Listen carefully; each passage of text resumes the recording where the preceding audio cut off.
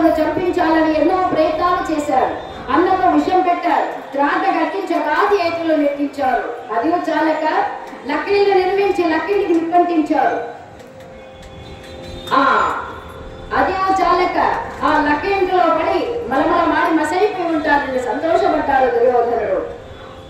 అందులో నుండి బయటపడి ద్రౌపద మహారాజు కుమార్తె అయినటువంటి ద్రౌపది అనే కాంతను వివాహం చేసుకుని సంతోషంగా కాలం గడుపుతూ ఉండగా అది చూచి ఓర్వలేని దుర్యోధనుడు మరల హస్తినకు రావించి తన మేనమామ శకుని మాయ పాచుకల చేత జూదం ఆడించి ఆ పాండవుల రాజ్యం సర్వస్వము కోల్పోయారండి. 12 అక్షరముల అరణ్యవాసం, 1 ఏడు అజ్ఞాతవాసం అనే దీక్ష అని నిర్ణయం చేశారు కౌరవులు. ఆ దీక్ష ప్రకారమే, ఆ నిర్ణయం ప్రకారమే ఆ పాండవులు 12 అక్షరములు అరణ్యవాసం ఎలాగో శ్రీకృష్ణుని కృపా కటాక్షముల వలన పూర్తి గావించారు. ఇక అతి కష్టమైనటువంటి అజ్ఞాతవాసం మాత్రమే ఉన్నదండి. ఈ అజ్ఞాతవాసాన్ని ఎక్కడ గడపాలి, ఎలా గడపాలి అని ఆలోచిస్తూ ఆ ధర్మరాజు ద్రౌపది తమ్ములను అందరినీ అలా దగ్గరకు చేర్చుకొని, నైనలారా శ్రీకృష్ణుని కృపాకటాక్షముల వలన ఎలాగో ఈ 12 సంవత్సరముల అరణ్యవాసం పూర్తిగా గావించుకున్నాం. ఇక ఇప్పుడు మనకు రావాల్సినది పెదనాన్న గారు మనకి ఇక యొక్క అజ్ఞాతవాసం వారు నిర్ణయించిన షరతు ప్రకారం ఈ యొక్క అజ్ఞాతవాసాన్ని మనం గడపాలి. ఎక్కడ గడపాలి, ఎలా గడపాలి మీకు ఎవరైనా తెలిస్తే చెప్పండి నాయనగా. ఎక్కడైతే మనకు సురక్షితంగా ఉంటుందో, ఎక్కడైతే మనకు బాగుంటుందో సౌకర్యంగా చెప్పండి నాయనలారా. ఎందుకంటే మనం మారు వేషాలతో, మారు పేర్లతో ఈ అజ్ఞాతవాసాన్ని గడపవలసి ఉంటుంది. కనుక మీకు తెలిస్తే ఎక్కడైతే సురక్షితంగా ఉంటుందో చెప్పండి అనగానే, అన్నయ్య భీమ అర్జున నకుల సహదేవులు అంటున్నారు, అన్నయ్య మీకంటే చిన్నవాళ్ళం, మాకేం తెలుసు అన్నయ్య, పెద్దవారు, పైగా అజాత శత్రువు, పెద్దవారు, మహాజ్ఞానము కలిగినటువంటి వారు, అటువంటి మీరుండగా మాకేం తెలుసు అన్నయ్య, మీకంటే చిన్నవాళ్ళము, మీకు కేవలము సోదరులుగాను అంగరక్షకులుగాను ఆత్మ బంధువులుగాను ఉన్నాం, మీ తమ్ముళ్ళుగా ఉన్నామే కానీ మాకేం తెలుసు అన్నయ్య, పెద్దవాడు మీరే నిర్ణయం చేయండి, మీరు ఎక్కడుందామంటే అక్కడే ఉందాం, మీ మాటే మా మాట అన్నారు. ఆ మాట అనగానే అలాగా అయితే నాయనలారా, నాకు తెలిసినటువంటి పూర్వం మనకు బంధువు అవుతాడు, ఆయన చాలా మంచివాడు, అతని చెంత అయితే బాగుంటుంది, ఎవరన్నయ్యా అతడు, చెబుతాను వినండి అంటూ ఇలా చెబుతూ ఉన్నాడు. తగి ఉన్నదా మత్స్యపురము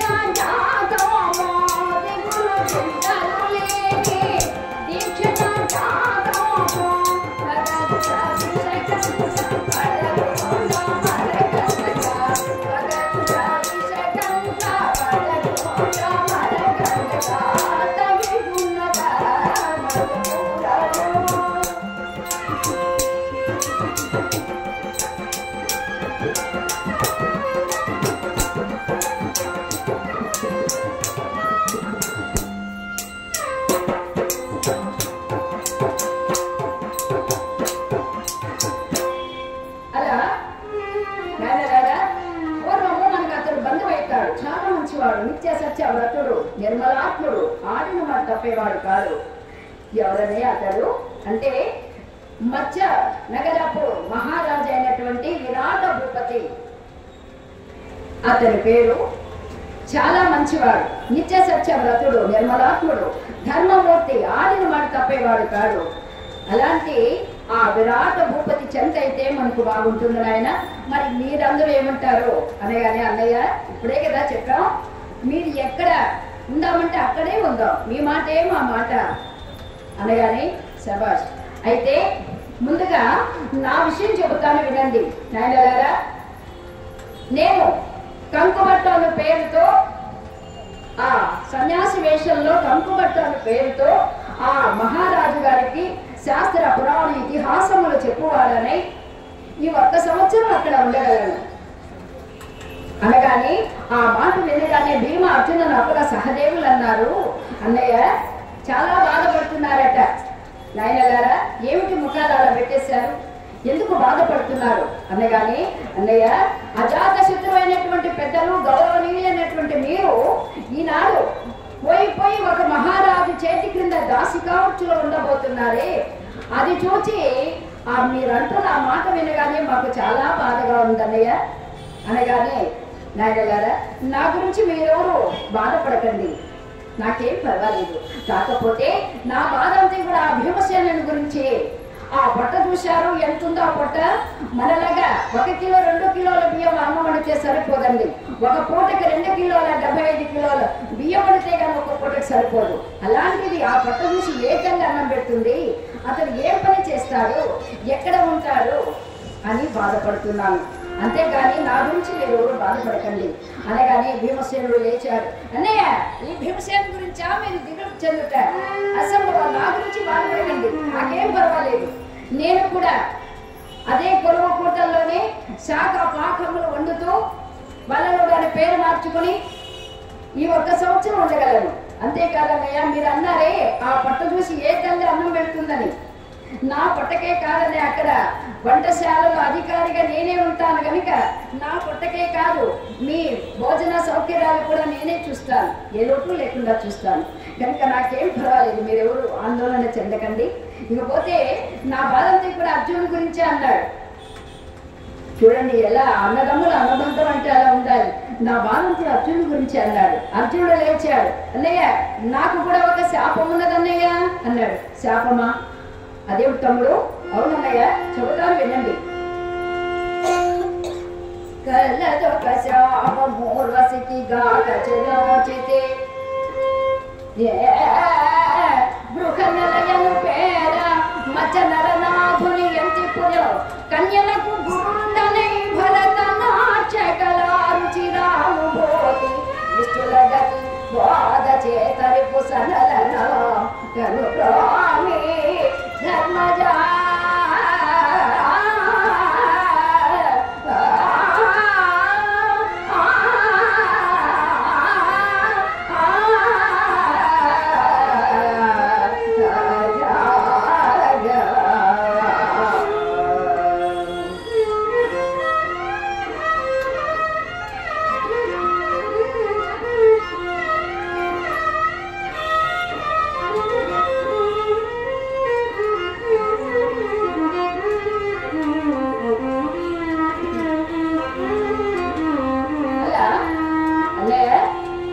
నాకు ఒక శాపం ఉన్నదన్నయ్య.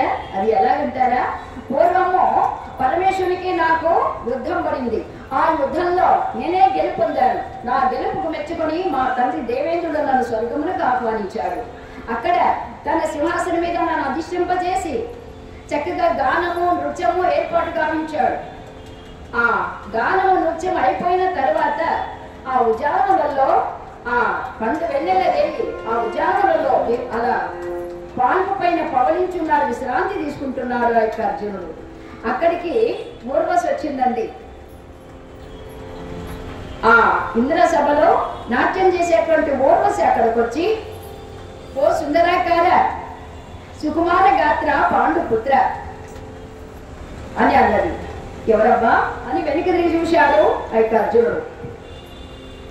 చూడగా ఆ ఊర్వశి, అమ్మా మీరా ఏమిటి ఇలా వచ్చారు? కబురమితే నేనే వచ్చేవాళ్ళను కదా, ఇంతకీ మీ రాకకు కారణం ఏమిటి అని అన్నాడు. ఓ నరవర, ఓ పురువర, నేను ఎందుకు వచ్చానో ఆ మాత్రం అర్థం చేసుకోలేవా? ఈ వాతావరణం చూశావు, ఆహా ఆ పండు వెన్నెల రేయి ఎంత చక్కగా ఎంత హాయిగా ఉన్నదో. ఇలాంటి సమయంలో మీరు ఒక్కరే ఉంటారని తెలిసి మీ పొందుకొని వచ్చాను, మీకోసమే వచ్చాను అన్నారు. ఎవరా అనగానే, అమ్మా ఏమిటి మీ మాటలు అదోలాగున్నాయి, ఇలాంటి మాటలు మీరు మాట్లాడకూడదు, నేను వినకూడదు, ఎందుకంటే మీరు నాకు తల్లితో సమానం అనగానే మీ నోట ఆ మాటలు రాకూడదు అనగానే, గోరి అర్జున నీకేమైనా మతిపోయిందా ఏమి? నేను నీకు తల్లితో సమానం ఎలా అవుతాను? కనుక నీవు నరుడవు, నేను దేవకాంతను, మరి నేను ఎలా మీకు తల్లితో సమానం అవుతాను? తాళి ఎరుగని దానం, ఈ మాట సమాధానం చెప్పు అనగానే, అన్నగిల్లాలు తమ్మునికి అమ్మగారే ఎప్పుడు పాంచాలిని చిత్తగిరుచితివివు తాగియరుగని నేనెట్టి తల్లినయాగా తాగియరుగని నేనెట్టి తల్లినయాగా వారి వరసలు దళపదావలగు విజయాగా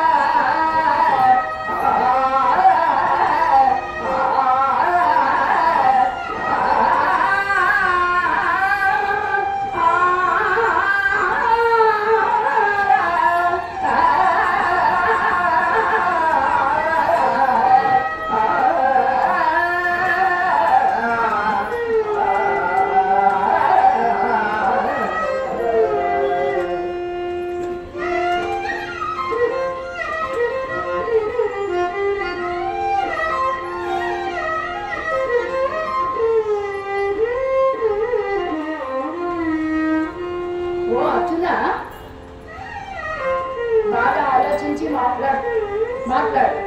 నేను తానేరుని దానను, నీకు తల్లితో సమానం ఎలా అవుతాను అనగానే, అవునమ్మా నీవు మా తండ్రి గారి సభలో నాట్యం ఆడే నాట్యగత్తెవు, మా తండ్రి గారికి ప్రియురాలు అయినప్పుడు నాకు తల్లితో సమానమే కదా, అందుకే అలా అన్నాడు అర్జునుడు. ఓహో అలాగా, అయితే ఈ మాటకు సమాధానం చెప్పు అర్జున.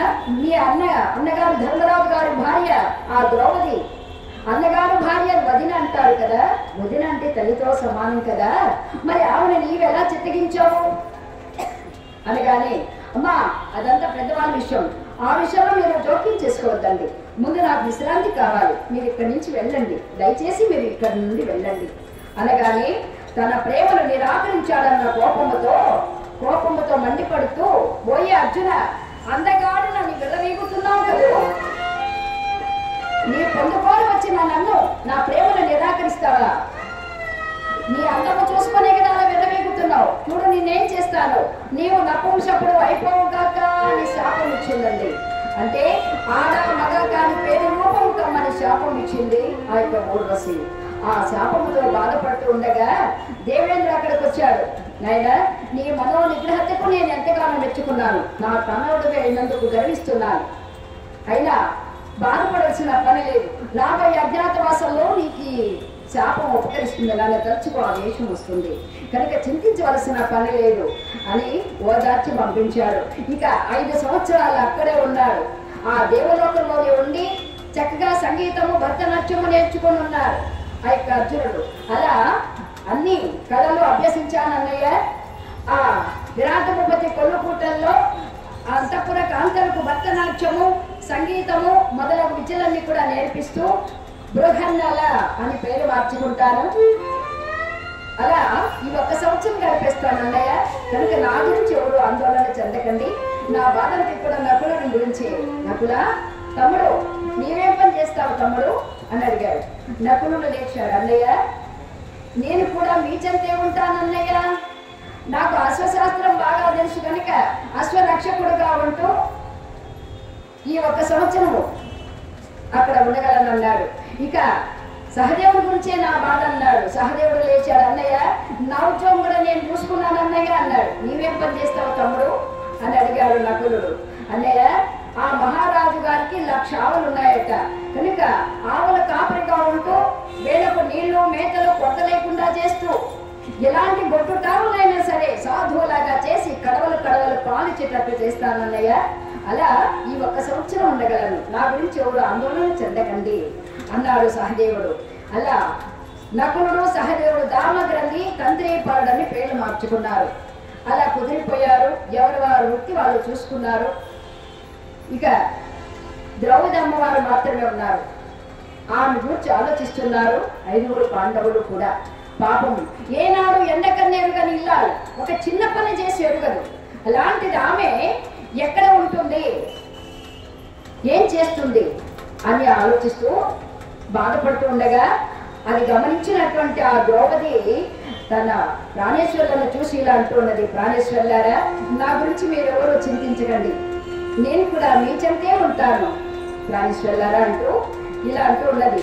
రాజమాత సుదృష్ణగర సైరంధ్రి వేషము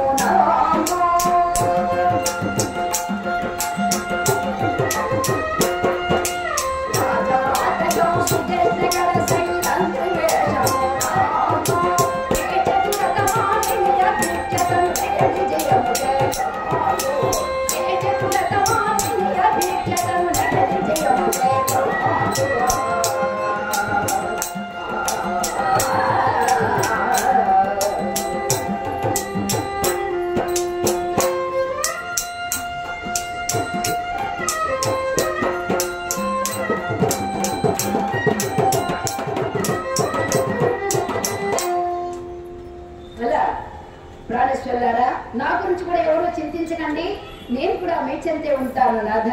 ఎలా అంటారా, ఆ విరాట భూపతి భార్యామణైనటువంటి సుదేష్ణ అమ్మవారు ఆ మహారాణి చెంత నేను ఆమెకు పాదములు కొట్టడం, ఆమె కురులను దువి కొప్పు వేయడం, ఆ కొప్పుల పువ్వులను ముడవడం లాంటి పనులు చేస్తూ సైరంధ్రి జాతి దాననై మాలిని అని పేరు మార్చుకుని ఈ 1 సంవత్సరం అక్కడ ఉండగలను. కనుక నా గురించి ఎవరు ఆందోళన చెందకండి అనగానే ఆ మాటకు ధర్మరాజు కాస్త కలత చెందాడు. ప్రాణేశ్వరి, నీవు అన్నది బాగానే ఉన్నది, కానీ ఒక్క మాట ఆలోచన చేశావా? ఏమిటి స్వామి? ఏమి లేదు, ఆ మహారాజు గారి దాసి పని చేయడం అంటే ఆ సభలో సామాన్యమా? మానవ మర్యాద ఉన్నవారు ఎవరు కూడా మహారాజు గారి భవనంలో దాసి పని చేయజాలరు. ఒకవేళ చేసినట్టయితే వారికి తప్పకుండా అవమానము జరిగే తీరును. ఆ సమయంలో మేము అక్కడే ఉన్నా కూడా నిన్ను రక్షించుకోలేని పరిస్థితి. ఒక్కసారి ఆలోచన చేసావా అనగానే ఆ మాటకు ఆ ద్రౌపదమ్మ అంటున్నారు, నాథా, ఏనాడు మీ నోట ఇలాంటి మాటలు మాట్లాడాలని మీరు ఈనాడు ఇలా అంటున్నారంటే అందుకు అంతరార్థం ఏమిటో నేను గ్రహించాను. నన్ను ఎవరైనా దుష్టబుద్ధితో చూస్తాడనే కదా మీరు అలా అంటున్నారు. అలా ఎవరైనా నన్ను దుష్టబుద్ధితో చూసినట్టయితే వాడి కవసాన్ని కాలవాసనం అయిపోయినట్టే లెక్క. సద్రతములు సదాచారములు పాప భీతి కలిగి భయభక్తులతో నా నేర్పులతో ఈ 1 సంవత్సరం అక్కడ ఉండగలను. కనుక మీరు ఏమి నా గురించి చింతించకండి అనగానే ద్రౌపది ఉన్నమాట అన్నాను, నీ అభిప్రాయం ఎలా ఉంటే అలాగే కానిము. ఇక అందరూ ఒక సమాధానానికి రాగలిగారండి. ఇక పాండవుల యొక్క ఆయుధాలను భద్రపరచాలని మత్స్యనగరం సమీపంలో ఉన్నటువంటి ఒక శ్మశానం దగ్గరకు వచ్చారు. అక్కడ ఒక శివ చర్మాంచే ఆ పాండవుల యొక్క ఆయుధాలన్నీ మూటగట్టి ఆ శ్మశానంలో జమ్మి వృక్షం ఉన్నదండి. ఆ జమ్మి వృక్షం పైన వేలాడగట్టి ధర్మరాజు ఇలా శపిస్తూ ఉన్నాడు. ఎలా నలుడకులు ధర్మనందున కురుగాక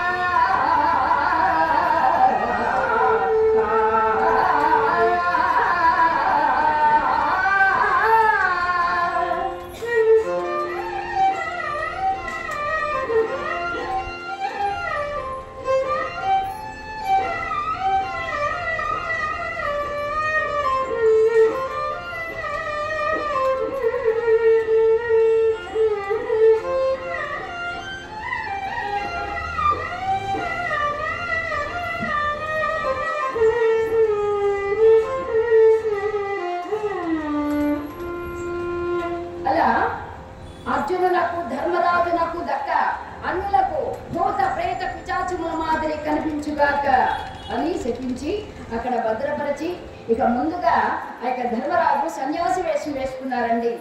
సన్యాసి వేషం వేసుకొని భగవన్నామ స్మరణ చేస్తూ అలా విరాట భూపతి కొల్లుకోటానికి వస్తూ ఉన్నాడు ఆ యొక్క ధర్మరాజు.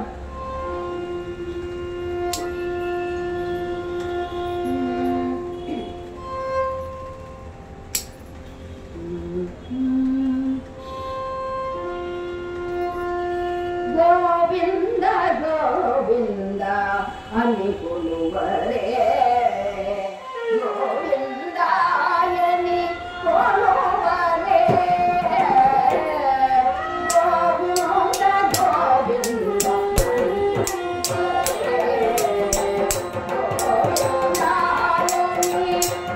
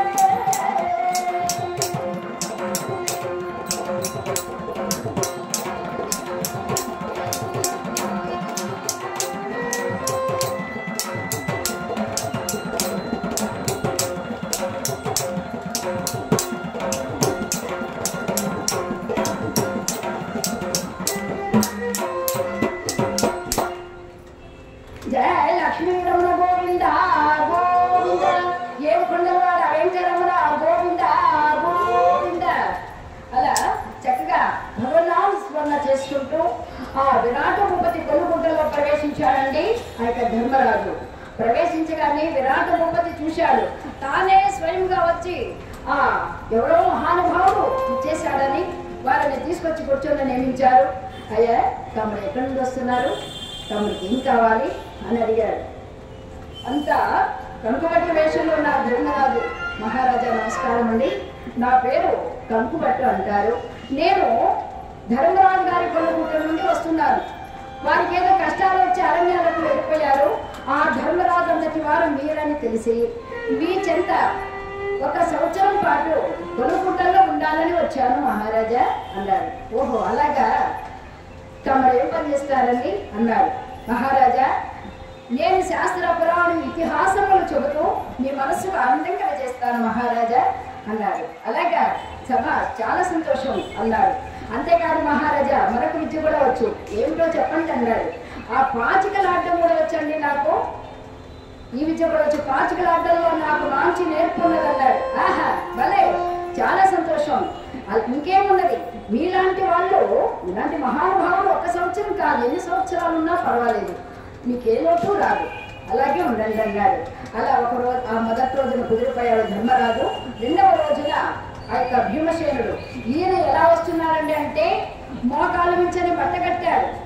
ఆ గద చేత పట్టుకుని అలవాటు కదా, పప్పు గది చేత పట్టుకుని అలా తల విరవోసుకుని లావు కడుపుతో అలా రాజవీధిలో నచ్చి వస్తుంటే, ఒక్కొక్క అడుగు వేసి వస్తుంటే పిడుగుపడ్డట్టుగా ఉన్నదట. ఎవరో సాక్షాత్తు యమధర్మరాజు వస్తున్నాడురా అన్నట్టుగా ఆ చూచిన వారందరూ డావరమంటూ పరిగెత్తి ఇళ్లకెళ్ళి వాకిలు వేసుకుంటున్నారు. అలా చిన్నగా విరాట బొమ్మకి కొలుగుట్టలో ప్రవేశించాడు. ప్రవేశించి మహారాజును చూశాడు. మహారాజా నమస్కారం అండి అన్నాడు. ఆ పప్పు గరిట్టు ఇలా నమస్కారం అండి అనగానే ఆయనకు భయం వేసిందండి. ఎవరైనా కంకుబట్టు గారు, ఏమండి కంకుబట్టు గారు, ఆ వచ్చిన వాడేదో ఇలా అంటున్నారు, నా పని అయిపోయినట్టేనా అన్నాడట విరాట భూపతి. కాదు మహారాజా, అతను వంటలు చేసేవాడు, ఆ పప్పుగట్టు మీకు అలా నమస్కారం పెట్టున్నారండి అన్నాడు. అలాగా, అది నమస్కారం అయినా భయపడి వచ్చాను అనుకున్నాడు. ఇదిగో బాబు, తమరెవరు, ఎక్కడి నుంచి వస్తున్నారు అని అడిగాడు. మహారాజా, నా పేరు వలలుడు అంటారండి, నేను శాఖపాకులు బాగా వండుతాను. ఇకపోతే ఇదివరకు ఎక్కడే వంటలు చేసావా బాబు అని అడిగాడు. చేశాను మహారాజా, ఆ ధర్మరాజు గారి కొలుగుట్టల్లో కొన్నాళ్ళ పాటు వంటల వాడుగా ఉన్నాను. వాళ్ళకేదో కష్టాలు వచ్చి అరణ్యాలకు వెళ్ళిపోయారు కనుక మీరు అనుమతిస్తే మీ కొలుగుట్టలో 1 సంవత్సరం పాటు ఉంటారు మహారాజా.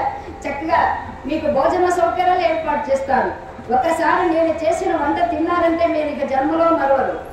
అలాగా, సరే బాబు.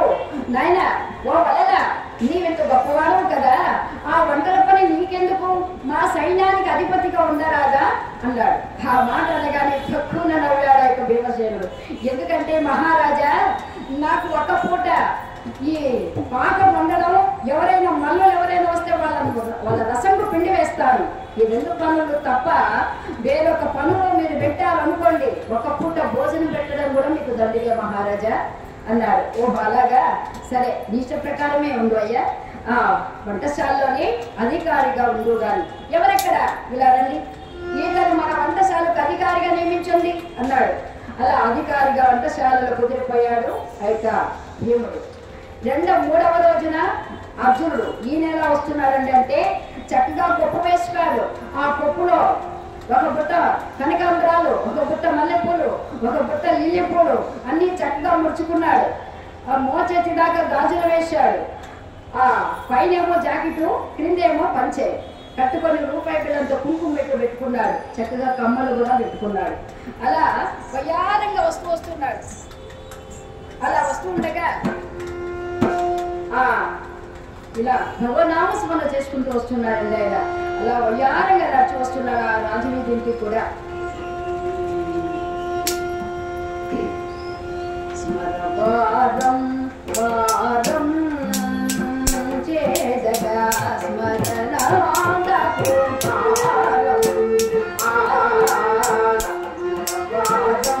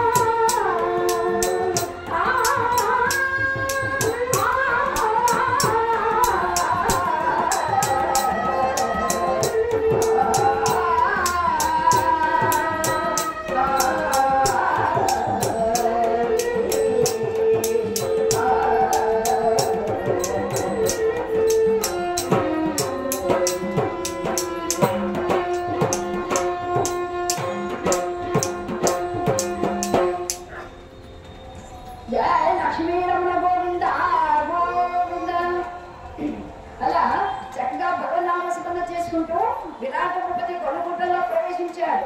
మహారాజును చూశాడు. మహారాజా నమస్కారం అండి అన్నాడు. అలా నమస్కారం మహారాజా అనగానే ఆ వయ్యారాన్ని చూసి ఎవరబ్బా ఇతను ఏమని పిలవాలి? ఓ అబ్బాయి అందామనుకో నేను అబ్బాయా అంటాడేమో, పోనీ ఓ అమ్మాయి అందామనుకో నేను అమ్మాయా అంటాడేమో. ఏమని పిలవాలి ఇతన్ని? ఏమి అర్థం కాక ఇదిగో తమరెవరు, ఎందుకు వచ్చారు, ఏం కావాలి అని అడిగాడు. మహారాజా నా పేరు బృహణల అంటారండి. నేను మీ అంతఃపుర కాంతలకు భరతనాట్యము, సంగీతము, సకల కళలన్నీ కూడా నేర్పిస్తానండి. ఈ 1 సంవత్సరం పాటు మీరు అనుమతిస్తే 1 సంవత్సరం ఉంటాను మహారాజా అన్నాడు. అలాగా ఇది వరకు ఎవరైనా శిష్యురాలు ఉన్నారా అన్నాడు. ఓ ఉన్నారు మహారాజా. ఏది ఒకరి పేరు చెప్పు అన్నాడు. ఎవరో ఏమిటి మహారాజా?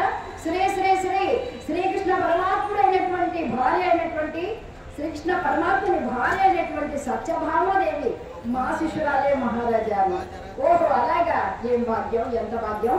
అయితే మా అమ్మాయి ఉత్తరం ఉన్నది, మా ఉత్తర కన్య కూడా మీరే చక్కగా సంగీతము, భరతనాట్యము, సకల కళలను కూడా నేర్పించాలన్నాడు. ఓ అలాగే మహారాజా, మీరు అనుమతిస్తే 1 సంవత్సరం ఉంటారు మహారాజా అన్నారు. అలాగే ఉండమన్నారు. ఇక అలా కుదిరిపోయాడు. 3వ రోజున అదే అర్జునుడు. ఇక 4వ రోజున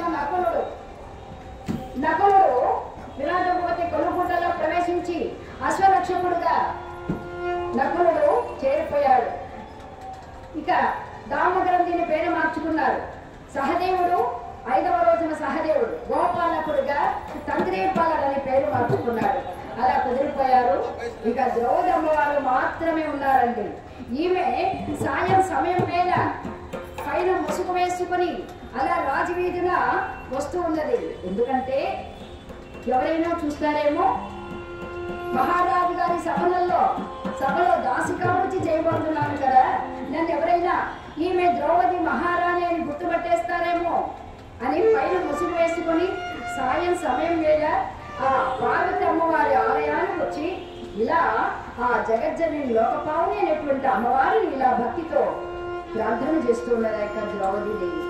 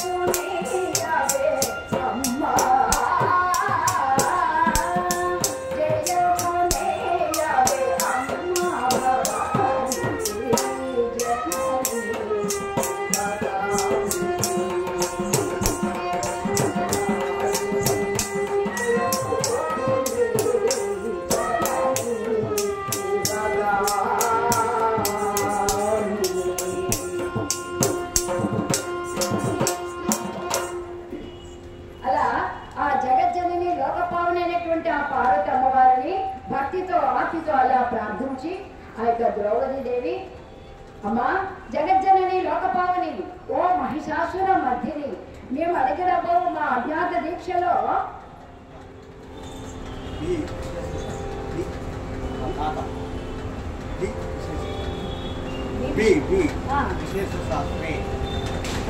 విశేష శాస్త్రి విశేష శాస్త్రి గారు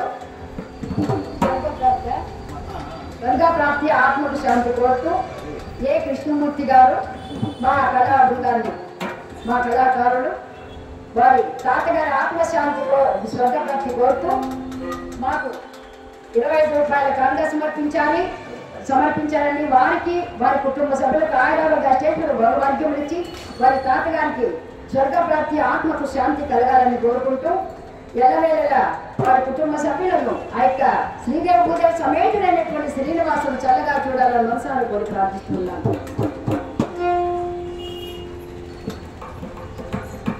అలా చక్కగా ప్రార్థించుకొని ఇస్తారు.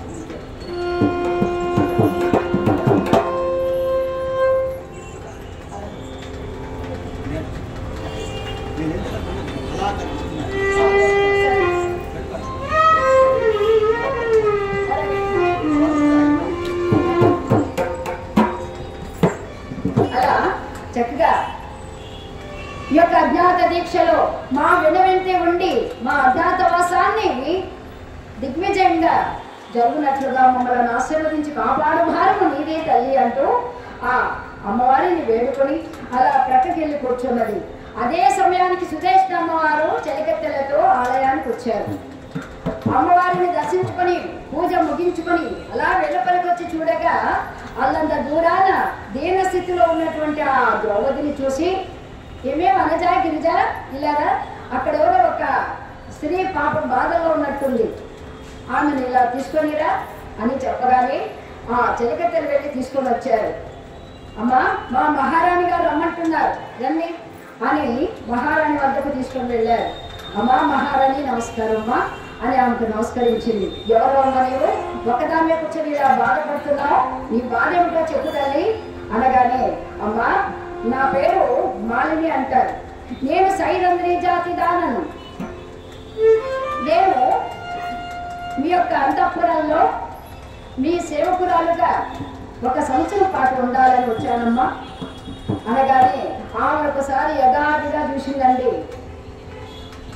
ఎందుకంటే ఆమె కంటే అందంగా కనిపిస్తూ ఉన్నది ఈ యొక్క ద్రౌపది అమ్మవారు. అందుచేత ఈమె నాకు దాసియా, ఈమె మహారాణిలాగా కనిపిస్తూ ఉన్నది అని మనసులో అనుకుంటూ ఆశ్చర్యపోతూ ఆ సుదేష్ణ అమ్మవారు, అమ్మా నీవు నాకు దాసిగా ఉంటావా? అవునమ్మా. ఏమిటమ్మా ఇదివరకు ఎక్కడైనా దాసి పని చేసావా? ఓ చేశానమ్మా. ద్రౌపది అమ్మవారి దగ్గర కొన్నాళ్ళ పాటు దాసిగా వచ్చులో ఉన్నాను. వాళ్ళకేదో కష్టాలు చరణ్యాలకు వెళ్ళిపోయారు.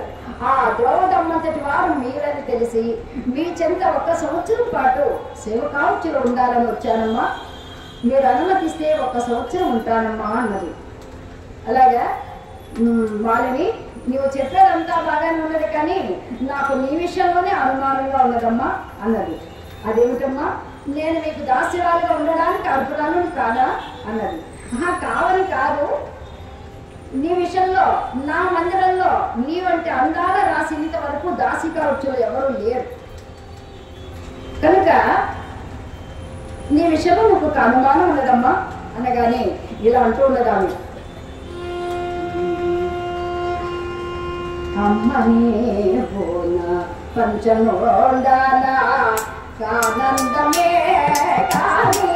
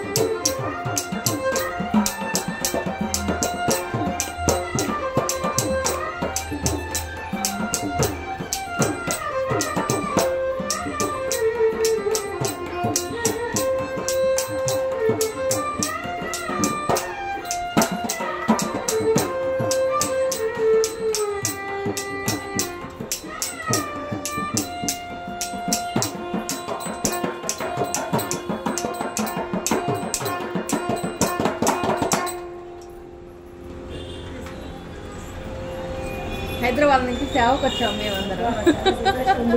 మీ పేరండి? కళ్యాణి. హైదరాబాద్ వాస్తవ్యులు సోదరి మనులు కళ్యాణి గారు మా కళాబృందాన్ని ఆశీర్వదిస్తూ వారు 301 రూపాయలు కానుక సమర్పించారండి. సుధాకర్ రెడ్డి గారు వారు కూడా హైదరాబాద్ వాస్తవ్యులు సుధాకర్ రెడ్డి గారు మా కళాబృందాన్ని ఆశీర్వదిస్తూ వారు కూడా 301 రూపాయలు కానుక సమర్పించారండి.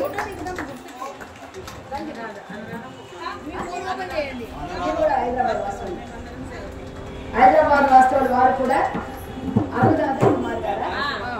అనురాధ కుమార్ గారు వారు కూడా మా కళాబృందాన్ని ఆశీర్వదిస్తూ అభినందిస్తూ వారు కూడా 102 రూపాయల కానుక సమర్పించారు.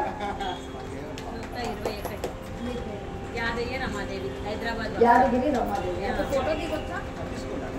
హైదరాబాద్ వాస్తవులు మరొక సోదరిమణి యాదగిరి గారు రమాదేవి గారు వారు కూడా మా కళాబృందాన్ని ఆశీర్వదిస్తూ 121 రూపాయలు కానుక సమర్పించారండి.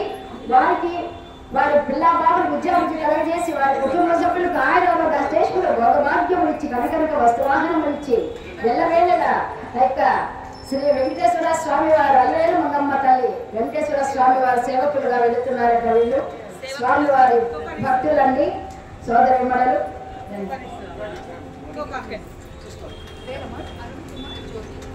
వారు కూడా హైదరాబాద్ వాస్తవులు అరుణ్ కుమార్ గారు జ్యోతి గారు మా కళాబృందాన్ని ఆశీర్వదిస్తూ వారు కూడా 100 రూపాయలు కానుక సమర్పించారండి. వీరందరికీ కూడా పిల్లా బాబుగా ఉద్యోగం కలగజేసి కుటుంబ సభ్యులకు ఆయురాలుగా స్టేషన్లో భోగభాగ్యం వచ్చి కనకనక వస్తువాహనములు ఇచ్చి ఆ పార్వతీ పరమేశ్వర సీతారాములు యొక్క లక్ష్మీనారాయణులు ఎల్లవేళలా చల్లగా చూడాలని మనసారా కోరి ప్రార్థిస్తూ ఉన్నాము.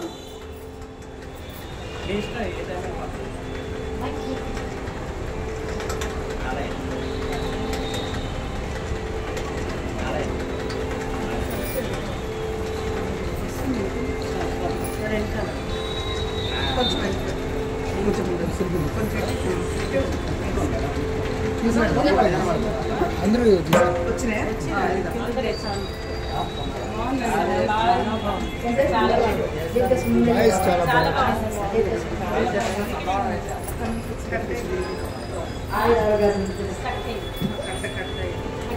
అయ్యో కట్ అయింది. కావాలంటే మనం తెలంగాణలో చూపించాలి, చూసుకోండి. అసలు ఎక్కడ లేవు కదా ఇట్లా చెప్పడం, కనుమరుగైపోయినాయి అసలు. ఎక్కడ గరుడానా? Okay okay Garuda. చాలా సంతోషమా. నేను ఎప్పుడు ఇప్పుడు కొంచెం తిరిగి అసలు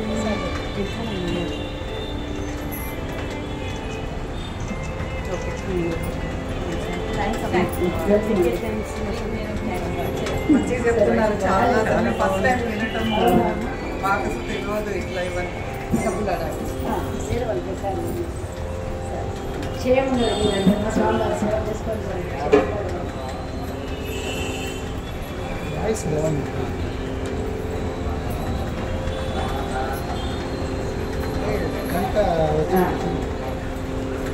చాలా సంతోషం అండి.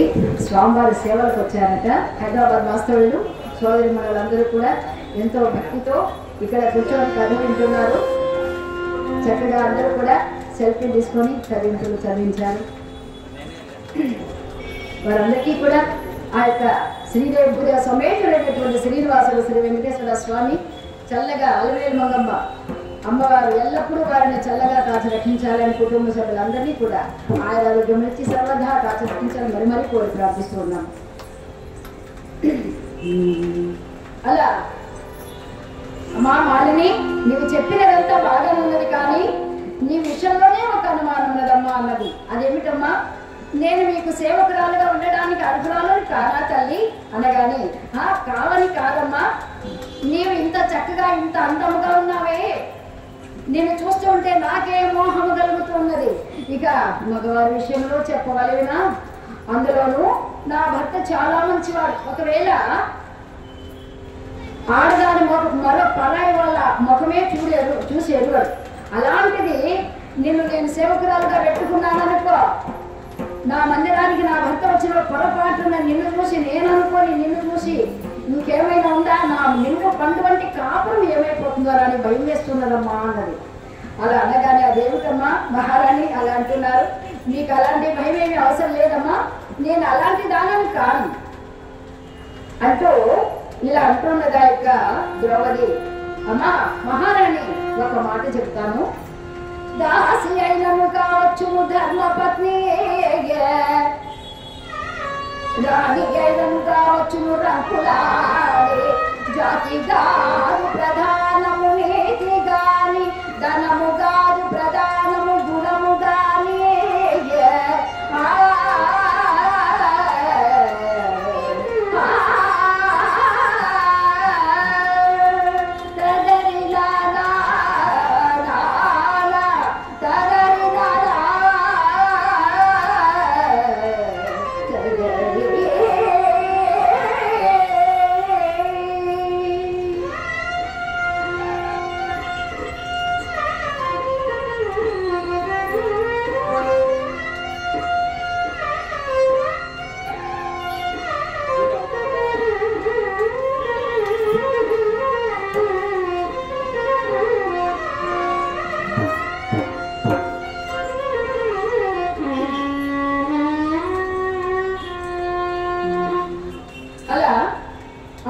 మహారాణి మనిషికి నీతి జాతి నియమాలు ముఖ్యం కానీ ధనధాన్యాలు కాదమ్మా.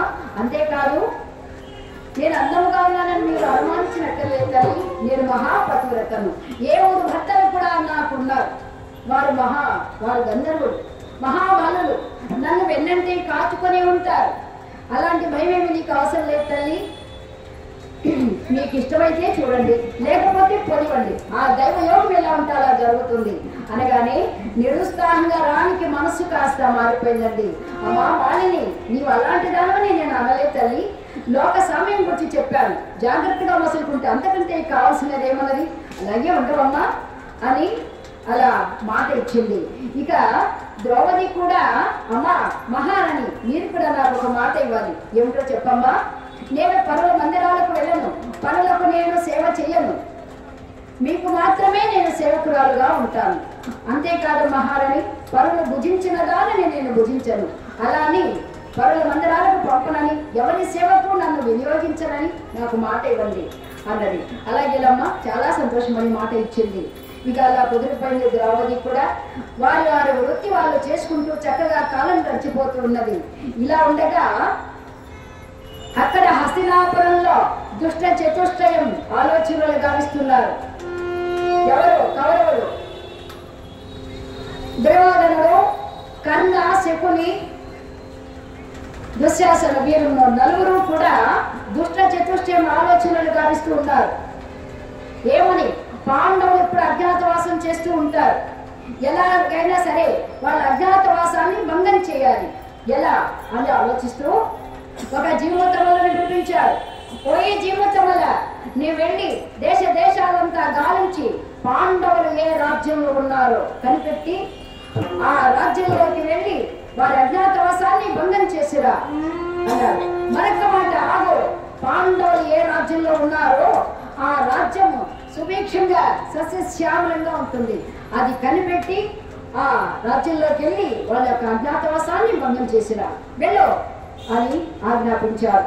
అలాగేనంటూ ఆ జీవత మల్లుడు వచ్చేసాడు మత్స్య నగరానికి. దేశాలంతా తిరిగాడు, ఎక్కడా కనిపించలేదు. మత్స్య నగరానికి వచ్చాడు.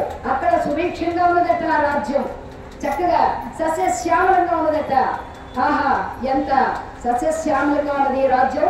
ఈ రాజ్యంలోనే పాండవులు అజ్ఞాతవాసం చేస్తూ ఉంటారు, ఎలాగైనా సరే వాళ్ళ అజ్ఞాతవాసాన్ని భంగం చేయాలి అని విరాట్ ఉపపతి కొలుకూటం దగ్గరకు వచ్చి కొలుకూటానికి వచ్చి మహారాజా అంటూ ఇలా అంటూ ఉన్నాడు ఆ జీవక మల్లుడు.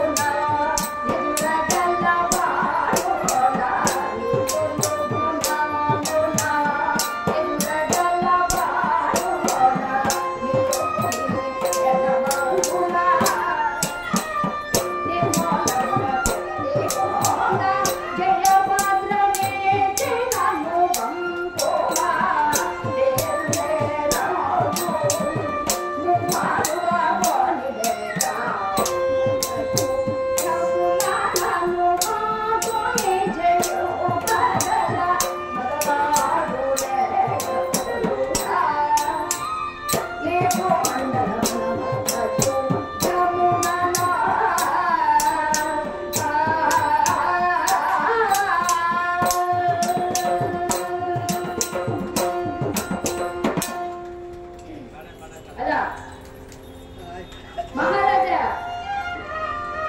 నా పేరు జీవితములు అంటారు. ఎన్నో దేశాలు తిరిగాను, ఎన్నో బహుమతులు అందుకున్నాను.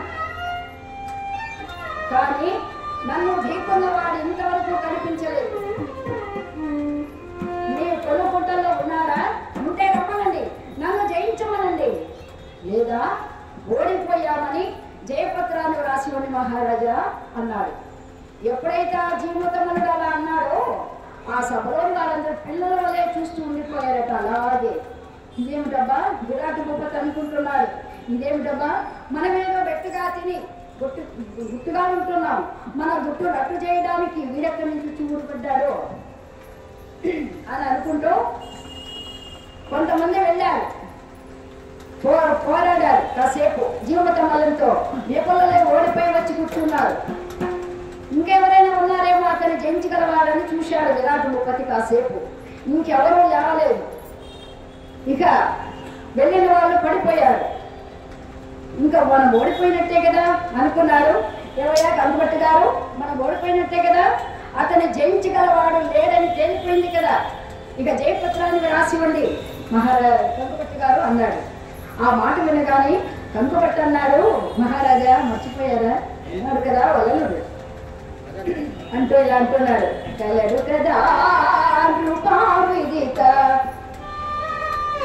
కాయుడు మీకడ వారసేడు బలనుడు వాడు వీణి గెలు బంగళదాతని తెలిసి ధర్మసును కదా తెలముగా ఒకనాడు కావున విలువ బంపుమా బలలు వేగ జయో పయలాడు మల్లుడా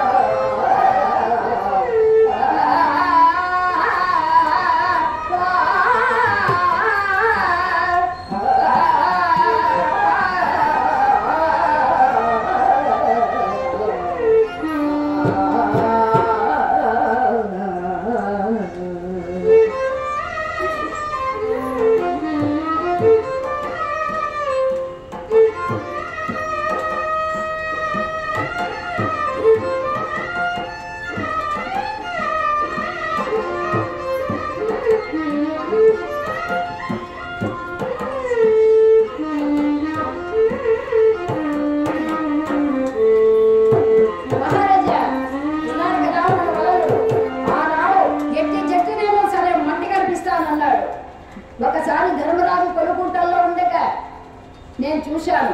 అతని బలము ధైర్యం అంతా చూశాను. తాను అన్నదంతా చేశాడే తప్ప తప్పు చేయడం ఎప్పుడు చూడలేదు మహారాజా. కనుక మన వలనుడు ఇతని తప్పక జయిస్తాడు, ఆ నమ్మకం నాకున్నది. కనుక అతన్ని వివరించండి అన్నాడు. సమయానికి జ్ఞాపకం చేశారు. కందుకట్టు గారు, ఎవరిక్కడ ఇలా రండి, మీరు వెళ్ళి ఆ వంటశాలలో ఉన్నటువంటి ఆ వలను నేను పిలుస్తున్నానని తీసుకొని రండి అన్నాడు. ఇద్దరు సేవకులు వెళ్ళారు. ఓ బలనయ్యా అన్నాడు. ఎవరెక్కడ అన్నాడు. బాబు మేమండి అన్నాడు. మేమంటే ఎవరు అన్నాడు. సేవకులు అండి, మిమ్మల్ని మహారాజు గారు రమ్మంటున్నారండి అన్నాడు. అనగానే ఇక్కడ పని మీద ఉన్నారని చెప్పు వెళ్ళు అన్నాడు. వచ్చి మరలా వాళ్ళ వెనక్కి వచ్చేసారు. మహారాజుతో చెప్పారు, పని మీద ఉన్నాను వెళ్ళండి అన్నాడు. పసుకున్నాడండి అన్నాడు. అలాగా మరి ధర్మరాజు గారు చెప్తున్నాడు, నేను ఇస్తున్నానని చెప్పబోయే తొందరగా వస్తాడు అని సేవకులతో చెప్పి పంపించాడు. బలమయ్యా మళ్ళీ ఏమిటి అన్నాడు. ఏ లేదండి, ఆ కందుకట్టు గారు రమ్మంటున్నారండి అన్నాడు. ఏమిటి కందుపెట్టేయాలనుకుంటున్నారా? ఇదిగో వస్తున్నా, పదండి మీరు, వస్తున్నాను అని గబగబాబాను వచ్చేసాడు. చూడండి అన్నగారికి ఎంత గౌరవమో, ఎంత భక్తో చూడండి. గబగబాబు వచ్చాడు, చూశాడా అక్కడ చంకలు ఎగేస్తున్నాడు, చప్పట్లు పడుతున్నాడు నల్లుడు. ఓహో, ఈవేళ ఉదయం చేతులు దొడ్డుగా ఉన్నాయి, అందుకే కాబోలు అనుకున్నాడు. తెలిసి తెలియని వాళ్ళ నటిస్తూ, తెలిసిన వాళ్ళ జ్ఞానం కలిగిన వాళ్ళు అలాగే ప్రవర్తిస్తారండి, తెలిసి కూడా తెలియనట్టే ప్రవర్తిస్తారు. అలా మహారాజు వద్దకు వచ్చి, మహారాజా ఎందుకో రమ్మన్నారట అన్నాడు. ఓ అలలా, ఆ వచ్చిన వాడెవడో జీవోత్తముడట, అతని జయించగలవాడే లేడట, నీకు చేతనైతే అతన్ని జయించి మన పరువు నిలబెట్టవయ్యా అన్నాడు. అలాగే మహారాజా. ప్రక్కనే ఉన్న అన్నగారు వరకు చూశాడు.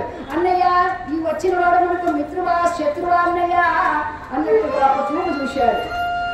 ధర్మరాజు చెబుతున్నాడు చూపులతో, తమ్ముడు భీమసేన, ఆ వచ్చిన వాడు పరమ శత్రువు కనుక పైకి పంపించేసేయి అన్నట్టుగా ఒక చూపు చూశాడు. ఆ చూపులోని అంతరార్థం గ్రహించాడు భీముడు. అలాగేనని మహారాజు గారికి అన్నగారికి నమస్కరించాడు. ఇక సభలో యుద్ధరంగంలో ప్రవేశించాడు. ఆ జీవోత్తములని కాళ్ళు చేతులు పట్టుకున్నాడు, పైకెత్తాడు, ఎరిగిరిగిరిగా చెప్పి భీముని నేలకేసుకుంటాడు. ఏ దెబ్బతో అనంత వాయువులు ఏమైపోయిందండి అతని ఆయువు. జయ లక్ష్మీ రమణ గోవింద గోవింద, ఏడుకుండలవాడ వెంకటరమణ గోవింద గోవింద. శభాష్, వంటలేకు జై, వంటలేకు జై అంటూ జయ జయ ధ్వానాలు చేస్తున్నారు అందరూ కూడా. ఇక విరాటుపతి మహారాజు చాలా సంతోషపడ్డాడండి. ఇక విలువైనటువంటి బహుమతులు సమర్పించి పంపించాడు. యథావిధిగా బహుమతులు తీసుకొని వంటశాలకు వెళ్ళిపోయాడు వల్లలుడు. ఇలా ఉండగా అత్తగారి మందిరంలో అందమైన స్త్రీ ఉన్నదని తెలుసుకున్నాడు. ఎవరో కీచకుడు, సింహబలుడు. తెలుసుకొని అప్పుడే ఆ మాలిని సుదేష్ణమ్మ వారికి మనస్సుని బాగలేక, అమ్మా మాలిని, ఈవేళ ఏమిటో నా మనస్సు బాగలేదు, కాస్త ఆ వీణ మీది గానం చేయమ్మా అనగానే ఆ వీణ మీది గానం చేస్తూ ఉంటే ఇక్కడ వింటున్నాడు. ఎవరో సింహబలుడు వచ్చి ఆ గానాన్ని వింటున్నాడు. ఆ గానం అయిపోయిన తర్వాత ఆ మాలని ఆ వీణ అలా ప్రక్కన పెట్టి ఆమె హాయిగా నిద్ర పట్టేసింది. చక్కగా నిద్రపోతున్నారు సుదేష్ణమ్మ వారు. ఆమెకు నిద్రాభంగం కలుగునేమోనని నెమ్మదిగా వీణ అలా ప్రక్కన పెట్టి అలా వెళుతూ ఉండగా అదే అతనుగా తాను కూడా వెనువెంటే వెళ్ళాడు. ఇదిగో అమ్మాయి సుందరి, ఆగో ఆగు, నీవేనా కొత్తగా చేరిన సుందరివి, నీవేనా, నీ పేరు మాలిని అంట, అవునా అన్నాడు. అవునన్నా అన్నది. ఇదిగో అమ్మాయి మాలిని. ఆహా, ఒకసారి ఆమెను యగాదిగా చూశాడు. ఆహా, మాసిన బట్టలోనే ఇంత చక్కగా ఉన్నదేమి, ఇక మహారాణిగా అలంకరింపజేస్తే ఇంకెంత అందముగా ఉంటున్నావు కదా. ఆహా, ఇటువంటి సుందరిని ఎక్కడ మున్నోటములు ఎక్కడా చూడలేదే. ఏమి నా అదృష్టం, నా అదృష్టం కొద్దీ ఈమె నా కళ్ళ ముందు పడిందని అనుకుంటూ ఇలా అంటున్నాడు. మాలిని, ఓ సుందరి మాలిని అంటూ ఇలా అంటున్నాడు. ఆహా,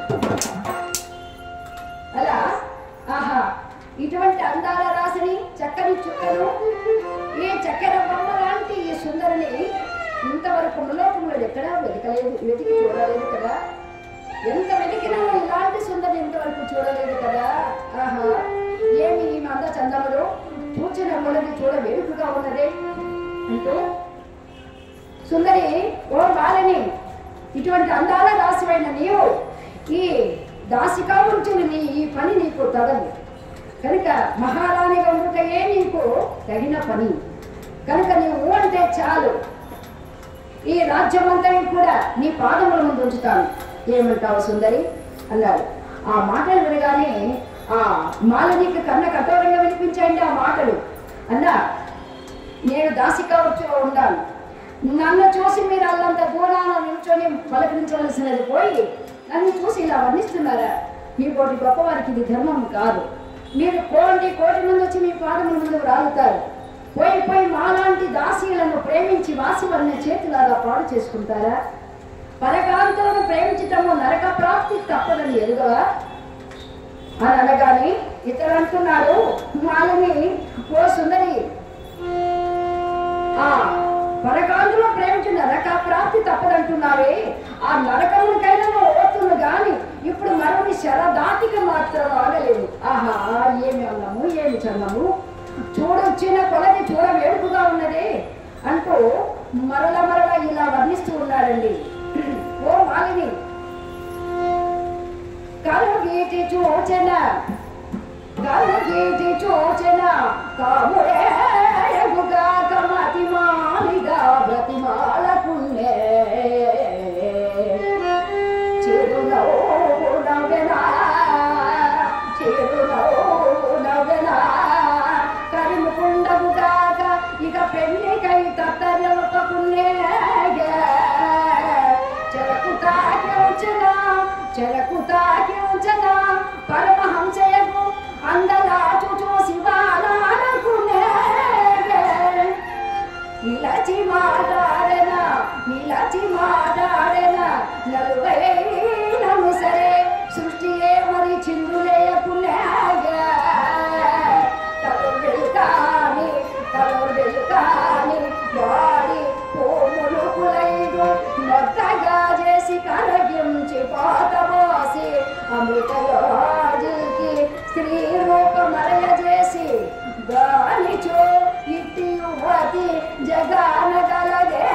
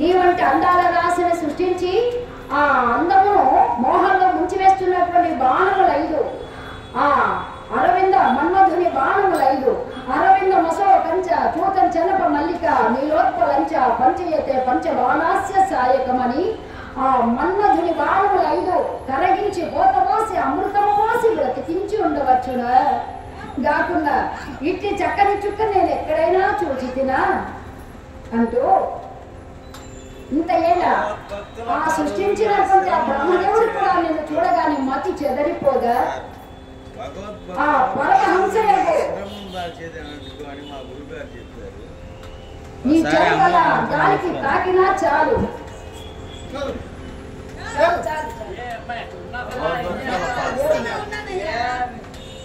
అక్కడి నుంచే మొక్కండి, అక్కడి నుంచి దేవుడు మొక్కవాలా కాకుండా ఇట్టి చక్కని చుక్క నేను ఎక్కడైనా చూచి తినా అని అంటూ ఆహా చూచిన కొలది చూడ ముచ్చటిగా ఉన్నది, మోహంలో ముంచి వేస్తున్న మరొక శరదాటికి మాత్రం ఆగలేను అంటూ ఉండగా అన్నా ఆగు, నీవు అనుకున్నట్టు నేను అలాంటి దానను కాను, నేను మహాపతివ్రతను. నాకేవుడు భర్తలు కూడా ఉన్నారు, గంధర్వులు, జగదేక వీరులు, మహాబలవంతులు. దాని కుత్తుక నీ కుత్తుక ఆహుతి అయిపోగలదు, జాగ్రత్త. వారు నా వెనువెంటే కాచుకొని ఉంటారు. నీ మంచి కూడా చెబుతున్నాను. మాలాంటి దాసులను ఇలా వర్ణించడం నీకు భావ్యం కాదు అంటూ ఉండగా ఈ కీచుకుడు అంటున్నారు, సుందరి ఓ మాలిని, 5 భర్తలు అంటున్నావు కదా, 5 భర్తలు ఉండి కూడా నీకు ఈ దాసితో వచ్చి ఈ పని చేయవలసిన గతి పట్టింది. నీకు సుఖము లేనప్పుడు ఎంతమంది ఎండి ఏం లాభం? కనుక నన్ను నువ్వు వివాహం చేసుకున్నావు అనుకో, ఆరోపణగా నన్ను స్వీకరించు, నీ ఆనందానికి నీవే పొంగిపోతావు అంటున్నాడు. ఆరోపణగా నన్ను స్వీకరించి అంటున్నాడు. 5 వివాహం చేసుకున్నావుగా, ఇక ఆరోపణగా నన్ను కూడా వివాహం చేసుకో, తప్పేముంది అంటున్నాడు. కామాంతుడైన కీచకుడు చూడండి అలా అంటున్నాడు. అలా అంటే నాకు ఒక మాట జ్ఞాపకం వచ్చింది. ఒక భార్య భర్తకు లేక ఒక మగ పిల్లవాడు జన్మించాడండి. ఆ పిల్లవాడికి 5 ఏళ్ల వయసు వచ్చింది. అప్పుడే కొత్తగా కాన్వెంట్ లో చేర్పించారు. చక్కగా స్కూల్కి వెళుతూ ఉన్నాడు. ఒక రోజున వాళ్ళ బంధువుల పెళ్లి వెళ్ళవలసి ఉంది. ఆ పిల్లవాడిని కూడా తీసుకొని వెళ్ళారు. పెళ్లికి పోయి ఇంటికి వచ్చేసారు. ఆ మరుసటి రోజున ఆ పిల్లవాడి తల్లి చక్కగా ముస్తాబు చేసి టిఫిన్ పెట్టి, నాయన ఇక వెళ్ళిరా నాయన, స్కూల్ టైం అవుతుంది అని చెప్పిందండి. అమ్మా నేను స్కూల్కి వెళ్ళాలంటే ఒకటి నువ్వు ఇవ్వాలి అన్నాడు. ఏమిటైనా ఒకటేంటో చెప్పరా? ఏమిటో ఇస్తాను, స్కూల్ టైం అవుతుంది వెళ్ళదు కానీ అని చెప్పిందండి. అమ్మా నాకు ఒకటి కావాలి అన్నాడు. ఏమిటో ఒకటి చెప్పరా? బాదుషా కావాలా, జాంగ్రీ కావాలా, క్యాడ్బరీ చాక్లెట్ కావాలా, ఏం కావాలో చెప్పరా, వెంటనే కొని పెడతాను అన్నది. అవేమి వద్దమ్మా, మన పెళ్లికి పోయాం కదా అక్కడ చూశానమ్మా, అది కావాలి అన్నాడు. ఆ పెళ్లిలో ఏం చూసావురా? అదేమిటో చెప్పు, విషయం చెబితే కదా మాకు అర్థమయ్యేది. అదేమిటో దాని పేరు చెప్పు నాయన అన్నాడు. అదేనమ్మా పెళ్లి కొడుకు పక్కన ఉంటుందే అది కావాలి అన్నాడు. ఏముండో విన్నారా మీ కుమారుని మాటలు? వాడు జాని లేడు, అప్పుడే పెళ్లి కావాలంట. ఇదేమి కాలం అండి అంటే, అవును ఏం చేస్తున్నావు, కలికాలము. ఒరే నాయన ఆ పెళ్లిలో ఎవరినైనా ప్రేమించావా కొంపదీసి అని అన్నాడు తండ్రి గారు. లేదు నాన్నగారు, మీ పర్మిషన్ తీసుకోకుండా నేను ఎలా ప్రేమిస్తాను, కనుక మీరు పర్మిషన్ ఇస్తే ఒక 20 నిమిషాల్లో నేను ప్రేమించుకొస్తానన్నాడు. అలాగా సరే అరగంట తీసుకోరా, వెళ్ళిరా, చక్కగా అమ్మాయిని చూసి ప్రేమించుకుంటా, పెళ్లి చేస్తానన్నాడు. అలాగే నేను స్కూల్కి వెళ్ళాడు. తన స్నేహితులందరినీ పిలిచారు. ఒరే బాలకృష్ణ, చిరంజీవి, చరణ్, అందరికి రండిరా, మీకు ఒక శుభవార్త. అందరూ వచ్చేసారు. ఏమిట్రా శుభవార్త? చెబుతాను వినండిరా అంటూ ఇలా అంటున్నాడు. మా ఇంట్లో ఉంటే గోలరా, పెళ్లి చేసుకో పిల్లని తీసుకురా, పెళ్లి చేసుకో పిల్లని తీసుకురా, ఉంటే గోల అంటూ ఇలా అంటున్నాడు. పిల్లాడే తీరాలన్నారు మా నాన్నగారు, పిల్లాడే తీరాలన్నారు మా నాన్నగారు. అయ్య బాబోయ్ బాబోయ్ బాబోయ్ బాబోయ్ చూడా విన్నారా, పిల్లాడే తీరాలన్నారు మా నాన్నగారు. అయ్య బాబోయ్ బాబోయ్ బాబోయ్ బాబోయ్ చూడా విన్నారా, పిల్లాడే తీరాలన్నారు మా నాన్నగారు. కళ్ళు కంచితలాగా ఉండాలి, ఒళ్ళు వసంతలాగా ఉండాలి, కళ్ళు కంచితలాగా ఉండాలి, ఒళ్ళు వసంతిలాగా ఉండాలి, మూడు సీతలాగా ఉండాలి, వాళ్ళందరిలాగా ఉండాలి, మూడు సీతలాగా ఉండాలి, వాళ్ళందరిలాగా ఉండాలి. బాబోయ్ బాబోయ్ బాబోయ్ బాబోయ్ బాబోయ్ చెబుతా వింటారా, పిల్లాడి పిల్లాలన్నారు మా నాన్నగారు, పిల్లాడి పిల్లాలన్నారు మా నాన్నగారు, నాన్నగారు. అలా ఒరే మా ఇంట్లో ఉంటే బాగా పెళ్లి చేసుకో పిల్లలు తీసుకురా, పెళ్లి చేసుకో కోళ్ళని తీసుకురా అంటున్నారు. అలాగట్ట ఎవరైనా ప్రేమించావట్రా అన్నారు ఒకరు. లేదురా అమ్మాయి బాగుంటుందరా, ఎక్కడైనా పిల్లలు చూసావా, బాగుంటుంది అమ్మాయి, ఎలా ఉంటుందిరా కాస్త చెప్పరా అనగానే కళ్ళు కంచితిలాగా ఉండాలట, ఒళ్ళు వాసంతిలాగా ఉండాలట, ముఖము శ్రీదేవిలాగా ఉండాలట, వాళ్ళందరిలాగా అంటే సినిమా తారల్లాగా ఉండాలట అని చెబుతున్నాడు. రేపు ఎల్లుండు మా పెళ్లికి వచ్చారని మీరు అందరూ కూడా అని వెళ్ళిపోయాడు. ఇంటికి వెళ్ళి అటు ఇటు తిరుగుతూ ఉన్నాడు. అటు ఇటు తిరుగుతుంటే అమ్మా నాన్నల హాల్లోకి వచ్చారు. ఏమిట్రా కొత్తమే వచ్చావు, అమ్మాయిని తీసుకొస్తానన్నావు అన్నాడు నాన్నగారు. అనగారు అదేమిటి ఇంట్లోనే ఉండగా పిల్ల మళ్ళీ బయట నుంచి ఎందుకు లేని తీసుకురాలేదు నాన్న అన్నారు. అదేమిట్రా ఇంట్లో ఎవరు ఉన్నారో నీ కాబోయే పిల్లం అని అన్నాడు నాన్నగారు. అంటే అవును నాన్నగారు ఇంట్లోనే ఉంది నా కాబోయే పిల్లం అన్నాడు. ఎవర్రా ఎవరో చెప్పు అనగానే అదిగో నాన్న అన్నాడు. వాళ్ళ నాయనమ్మండి 90 ఏళ్ల ముసలమ్మ మంచాన పడింది. అదిగో నాన్న అన్నాడు. ఒరే మా అమ్మని చూపించి 90 ఏళ్ల ముసలమ్మను నీ కాబోయే పిల్లలా కనిపిస్తుందా? చెంపలు వాయించేస్తాను జాగ్రత్త, తప్పు కదా, చెంపలేసుకో. నాన్నమ్మ నాన్న వచ్చా చెంపలేసుకో అన్నాడు. ముందు నువ్వు చెంపలేసుకో నాయన అన్నాడు. నేనేం తప్పు చేశాను రా? అవును నాన్న మా అమ్మని నువ్వు పెళ్లి చేసుకున్నావు కదా నాన్న, మీ అమ్మని నేను పెళ్లి చేసుకుంటే తప్పే ఉంది నాన్న అన్నారండి వాళ్ళు. అలాగా ఇక్కడ చూడండి కీచకుడు అంటున్నారు, కామాంతుడైనటువంటి కీచకుడు మాలిని 5 భర్తలు అంటున్నావు కదా, ఆడవారిగా నన్ను స్వీకరించు, నీ ఆనందానికి నీవే పొంగిపోతావు. నేను కామవేదాన్ని రసికాగ్రేశ్వరుడను, కామవేదాన్ని కూడా శాసించగలను కనుక ఈ రాజ్యమంతా కూడా నీ పాదముల ముందుంచుతాను. నేను నీకు దాసుడైపోతాను, ఏమంటావు మాలిని అన్నాడు. అన్నా నీకు ఇది భావ్యం కాదు ఇలా మాట్లాడడం. మీరు అనుకున్నట్టు నేను అలాంటి దానిని కాను, మహాపతివ్రతను. నాకెవరు భర్తలు ఉన్నారు, వెన్నంటి కాచుకుని ఉంటారు. ఏ మాత్రమో ఇలా ఎవరైనా నన్ను దుష్టబుద్ధితో చూశారని తెలిసిందో ఇక వాడికి అవసరం కాలం ఆసనం అయిపోయినట్టే లెక్క. కనుక నీ మంచి కూడా చెబుతున్నాను, నా మాట వినండి. నేను అలాంటి దానిని కాదంటూ అమ్మా మహారాణి గంధం తీయాలా, ఇదిగో వస్తున్నానమ్మా అంటూ కీచుకుడు అలా చూసేలోపు ఇలా వెళ్ళిపోయిందండి తప్పించుకొని బాలేని. ఇంకా ఇక లాభం లేదు, అక్కగారిని అడిగి తెలుసుకుందామని అక్కగారి దగ్గరకు వెళ్ళాడు. సుదేష్ నమ్మడు అప్పుడే ఆవలిస్తూ నిద్రలేచాడు. నిద్ర లేవగానే ఆమె చూడగానే ఎదురుగా నిలబడ్డాడు కీచకుడు. ఓహో తమ్ముడు నీవా, ఎంతసేపు అయింది వచ్చి తమ్ముడు, బాగున్నావా? మరి అమ్మా నాన్నలు అందరూ కుశలమే కదా, మన సోదరులందరూ కుశలమే కదా అని అడుగుతున్నది. అక్క కుశల ప్రశ్న తర్వాత ముందు నా మాటకు సమాధానం చెప్పక్క.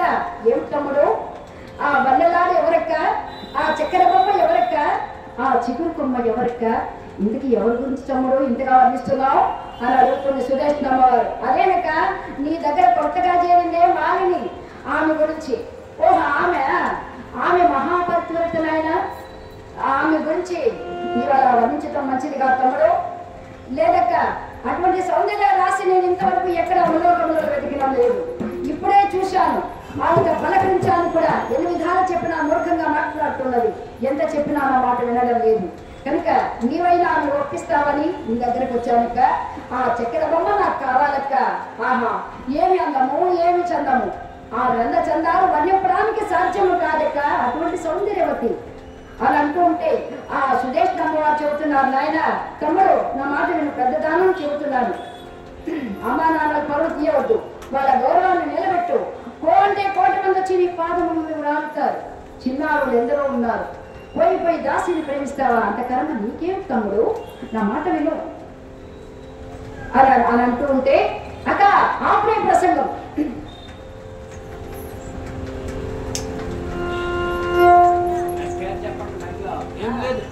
పేరు చెప్పమని చెప్పను, ఆంధ్ర భక్తులు నేనే చెప్తాను.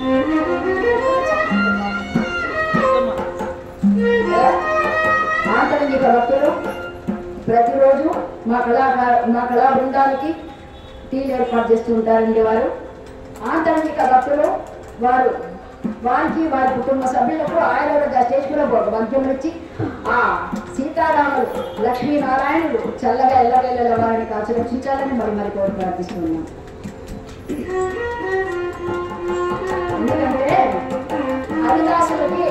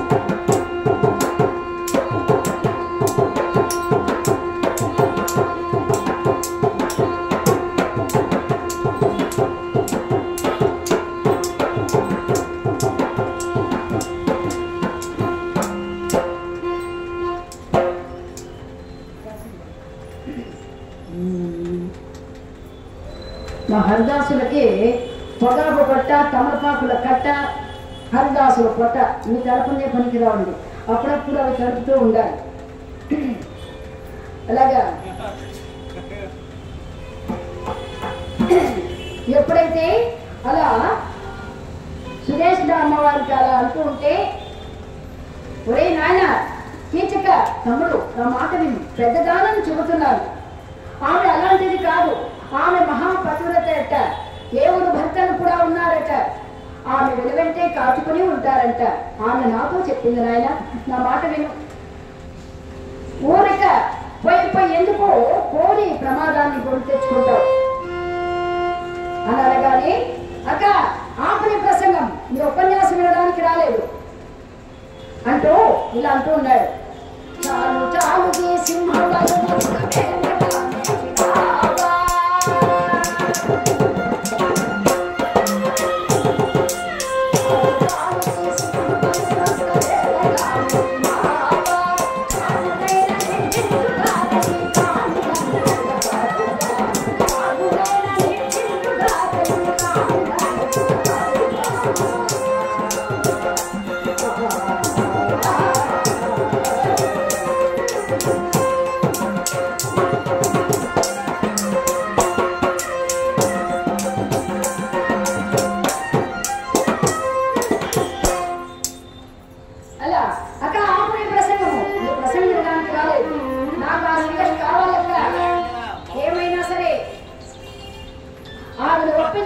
ఎలాగైనా సరే ఎలా ఒప్పిస్తావో ఏమో, ఏం చెబుతావో అది నీ ఇష్టం.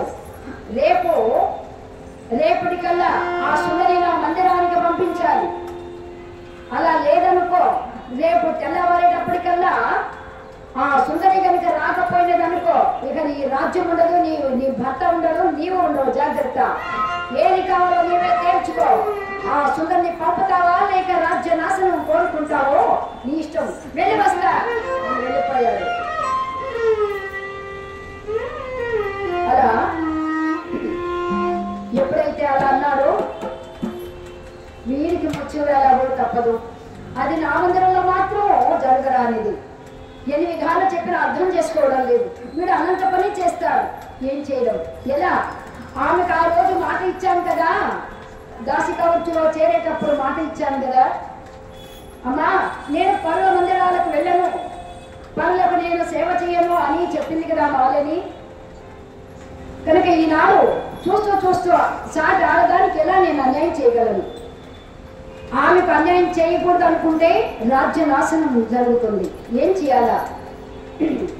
ఆడిన మాట తప్పిన దానని అవుతాను. అలా చేయకపోతే, మాలిని పంపకపోతే వాడు అనంత పని చేస్తాడు అని ఆలోచిస్తూ, ఏమైనా సరే మాలిని పంపించాలని నిర్ణయం చేసుకున్నదండి ఆ యొక్క సురేష్ అమ్మవారు. ఇక అలా తలనొప్పి వస్తున్నట్టుగా తలకు బట్ట కట్టుకుంది. అమ్మా మాలిని త్వరగా రామ్మా. శిరోభారం తగ్గడం లేదు. ఈ శిరోభారంతో నేను చచ్చేటట్టున్నాను. అమ్మా మాలిని త్వరగా రామ్మా అంటూ ఉండగా, అమ్మా మహారాణి ఇదిగో వస్తున్నానమ్మా. ఏమిటమ్మా, ఏమిటలా ఇష్టపోతున్నారు? మహారాణి శిరోభారంగా ఉన్నదా? మధు తెమ్మంటారా లేక అమృతాంజితి రాయమంటారా అని అంటూ ఉన్నది. మా ఏమి పని చేయవు, ఇక మధు అంటావా? మా మందిరంలో అయిపోయింది. అదిగో ఆ బంగారు చెంబు తీసుకొని వెళ్ళి, అమ్మా మాలిని త్వరగా ఆ బంగారు చెంబు తీసుకొని వెళ్ళి ఆ చెంబు నిండా నా తమ్ముని మందిరంలో మధు ఉన్నది, దాని నిండా తీసుకొచ్చి నాకు ఇచ్చావనుకో, అది సేవిస్తే గాని ఈ శిరోభారం తగ్గదు. వెళ్ళవమ్మా మాలిని, త్వరగా వెళ్ళు అనగానే అమ్మా మహారాణి, ఆనాడు మీరు నాకు మాట ఇచ్చారు కదా, ఈనాడు మాట తప్పుతారా మహారాణి?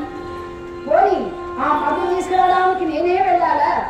ఇంకెవరైనా దాసీలు పంపించవచ్చు కదా, చాలా మంది దాసీలు ఉన్నారు కదా, మరి ఎవరైనా పంపించమ్మా అనగానే అమ్మా మాలిని, వారెవరికి చెప్పకుండా నీకెందుకు చెప్పానో తెలుసా? నువ్వు రాకముందు ఒక దాసీని పంపించాను, ఆ చెంబిచ్చి పంపించాను. అదేం చేసిందో తెలుసా? ఆ బంగారు చెంబు తీసుకొని అట్టించటే పారిపోయింది, మరలా తిరిగి రాలే. మరొక దాసీని పంపించాను, అదేం చేసిందో విన్నావా? ఆ మధువు తీసుకొస్తూ ఆ గుమ్మం దాకా తీసుకొచ్చి అక్కడ వలకపోసింది. ఇలాంటి తెలివి తక్కువ వాళ్ళు ఉన్నారు. అందుకే నమ్మకంగా నీవైతే జాగ్రత్తగా తీసుకొస్తావని నమ్మకంగా నిన్నే తెమ్మని కోరానమ్మా, అంతేగాని మరేమీ లేదమ్మా. వెళ్ళవమ్మా వెళ్ళు. అబ్బా ఈ తలనొప్పి పడిపోతూ ఉన్నది, ఈ శిరోభారంతో నేను ఇలాగే చచ్చిపోమంటావా లేక మధు తీసుకొస్తావా? మాలిని ఏదో ఒకటి చెప్పు అనగానే అమ్మా నీ వాళ్ళంత బాధపడాల్సిన పని లేదు, నేను మధు తీసుకొస్తాను, కాస్త ఓడదిల్లండి అని ఆ చెంబ తీసుకొని కాలికి చుట్టుకున్న కాల సర్పము కరవకుండునా అన్నిటికీ ఆ భగవంతుడే కలడు అని ఆ బంగారు చెంబు తీసుకొని భగవన్నామస్మరణ చేసుకుంటూ ఇలా భగవంతుని ఆ యొక్క శ్రీకృష్ణ పరమాత్మని ఇలా ప్రార్థిస్తూ వస్తూ ఉన్నది కీచకుల మందిరానికి ఆ యొక్క మాలిని. ఆతావనలోల ఆశ్రిత జనపాల, ఆతావనలోల ఆశ్రిత జనపాల, దీనలు అనుగావా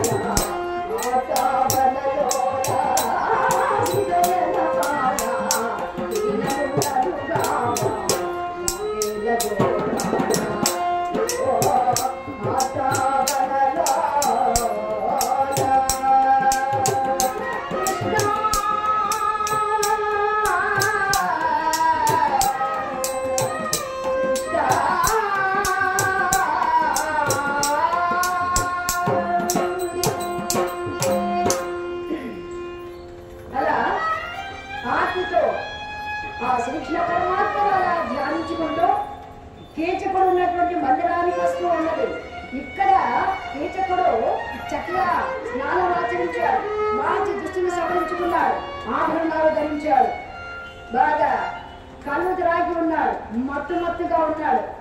ఏమిటబ్బా ఆ సుందరి ఇంకా రాలేదేమిటబ్బా? ఒకవేళ మా అక్కగారు ఆమెను ఒప్పించి పంపించకపోయిందా? ఆమెకు నా గురించి తెలుసు బాగా. ఆ సుందరిని పంపించకపోతే ఈ తమ్ముడు ఏం చేస్తాడో ఆమెకు బాగా తెలుసు. తప్పకుండా పంపిస్తుంది అని అనుకుంటూ చీమ చిట్టుకున్నా కూడా అదిగో మాలిని వస్తున్నది, ఇదిగో మాలిని వస్తున్నది అని కలలు కంటున్నాడు, బలవరిస్తున్నాడు. ఇంతలో ఆ మాలిని చెంబు తీసుకొని అలా గుమ్మం దాకా వచ్చి ఆగిపోయిందండి. అన్నా కీచక అనగానే అలా ఇలా చూశాడు. అన్నా నేను మాలిని వచ్చాను అనగానే అలా బొమ్మ పై చూశాడు. ఓహో మాలిని వచ్చావా, రావేమో అనుకున్నాను. నాకు తెలుసు మా అక్క తప్పక పంపిస్తుందని. అబ్బా మాలిని అక్కడే ఆగిపోయావే, రా లోపలికి, నా మందిరం నిన్ను ఆహ్వానిస్తున్నది. అబ్బా మాలిని నిన్ను ఒక్కరోజు ఈ సింహబలుడు నిన్ను అందువలన ఎంత తహతహలాడిపోయాడో నీవు గ్రహించలేదు. అబ్బా మరి కొంతకాలానికి నిన్ను చూడకపోతే నా పరిస్థితి మరణవేదనగా మారిపోయి ఉండేదేమో. నా పాలిట సలివేదిని సాక్షాత్కరించితివి. మాలిని రా లోపలికి రా అంటూ ఆమె చేయి పట్టుకోబోయాడు. అన్నా ఆగు, మీ అక్కగారు శిరోభారంతో బాధపడుతున్నారు, చాలా బాధపడుతున్నారు. త్వరగా ఈ చెంబులోకి మరుగు పోసిస్తే తీసుకుని వెళ్ళి ఇవ్వాలి, తొందరగా పోసివ్వండి అనగాని ఆ మాలిని ఈ సింహంలో అంతకంటే ఆదుర్తగా ఉన్నాడు. కావలసినంత మధు దాసీలు పంపిస్తాను, వాళ్ళు తీసుకుని వెళతారు, నువ్వు లోపలికి రా అంటూ ఆమె చేయి పట్టుకొని లాగబోయాడు. అలా చేతిని విదిలించుకొని అలా పరిగెడుతూ ఉన్నది ఆ యొక్క మాలిని. తాను కూడా పరిగెడుతున్నాడు. మాలిని ఆగో అంటూ పరిగెడుతున్నాడు. కొంత దూరం వెళ్ళగానే ఆమె దగ్గరకు వెళ్ళి ఆమెను పట్టుకోబోయే సమయానికి హే కృష్ణ దీనబాంధవా అని ప్రార్థించింది. ఒక్కసారిగా శ్రీకృష్ణుని కృపా కటాక్షముల వలన బెల్లమని ఒక దెబ్బ ఇంచుకం మీద పడిందండి. ఆ దెబ్బతో అబ్బా ఎంత దెబ్బ పుట్టావు మాలిని, ఇంత బలమైన దానవని ఈ దెబ్బయే సాక్షి. అయినా నీ వదలవాను సుమా అని మరలా తెప్పలుకొని పైకి లేచి మాలిని ఆగో అంటూ పరిగెడుతున్నారు. ఈ దృశ్యానంతా చూస్తున్నాడు కిటికీల నుండి వలలుడు. పటపట పళ్ళు కొరుకుతూ అలా గంగలా నుంచి కొలుగుటంలో నుంచి వచ్చి అలా వెలుపలకొచ్చి ఆ కొలుగుటం ముందరున్నటువంటి నేరేడు వృక్షాన్ని ప్రకటిస్తున్నారు కీచకుని మీద వేయడానికి. చూశాడు కొలుగుటంలో నుండి ధర్మరాజు చూశాడు. వీడు కొంప ముంచేటట్టున్నారు అనుకొని ఓయి వల్ల ఆగో ఏం చేస్తున్నావు, నీకు అసలు మతుందా, ఆగో బలదా వేగిరా పాటు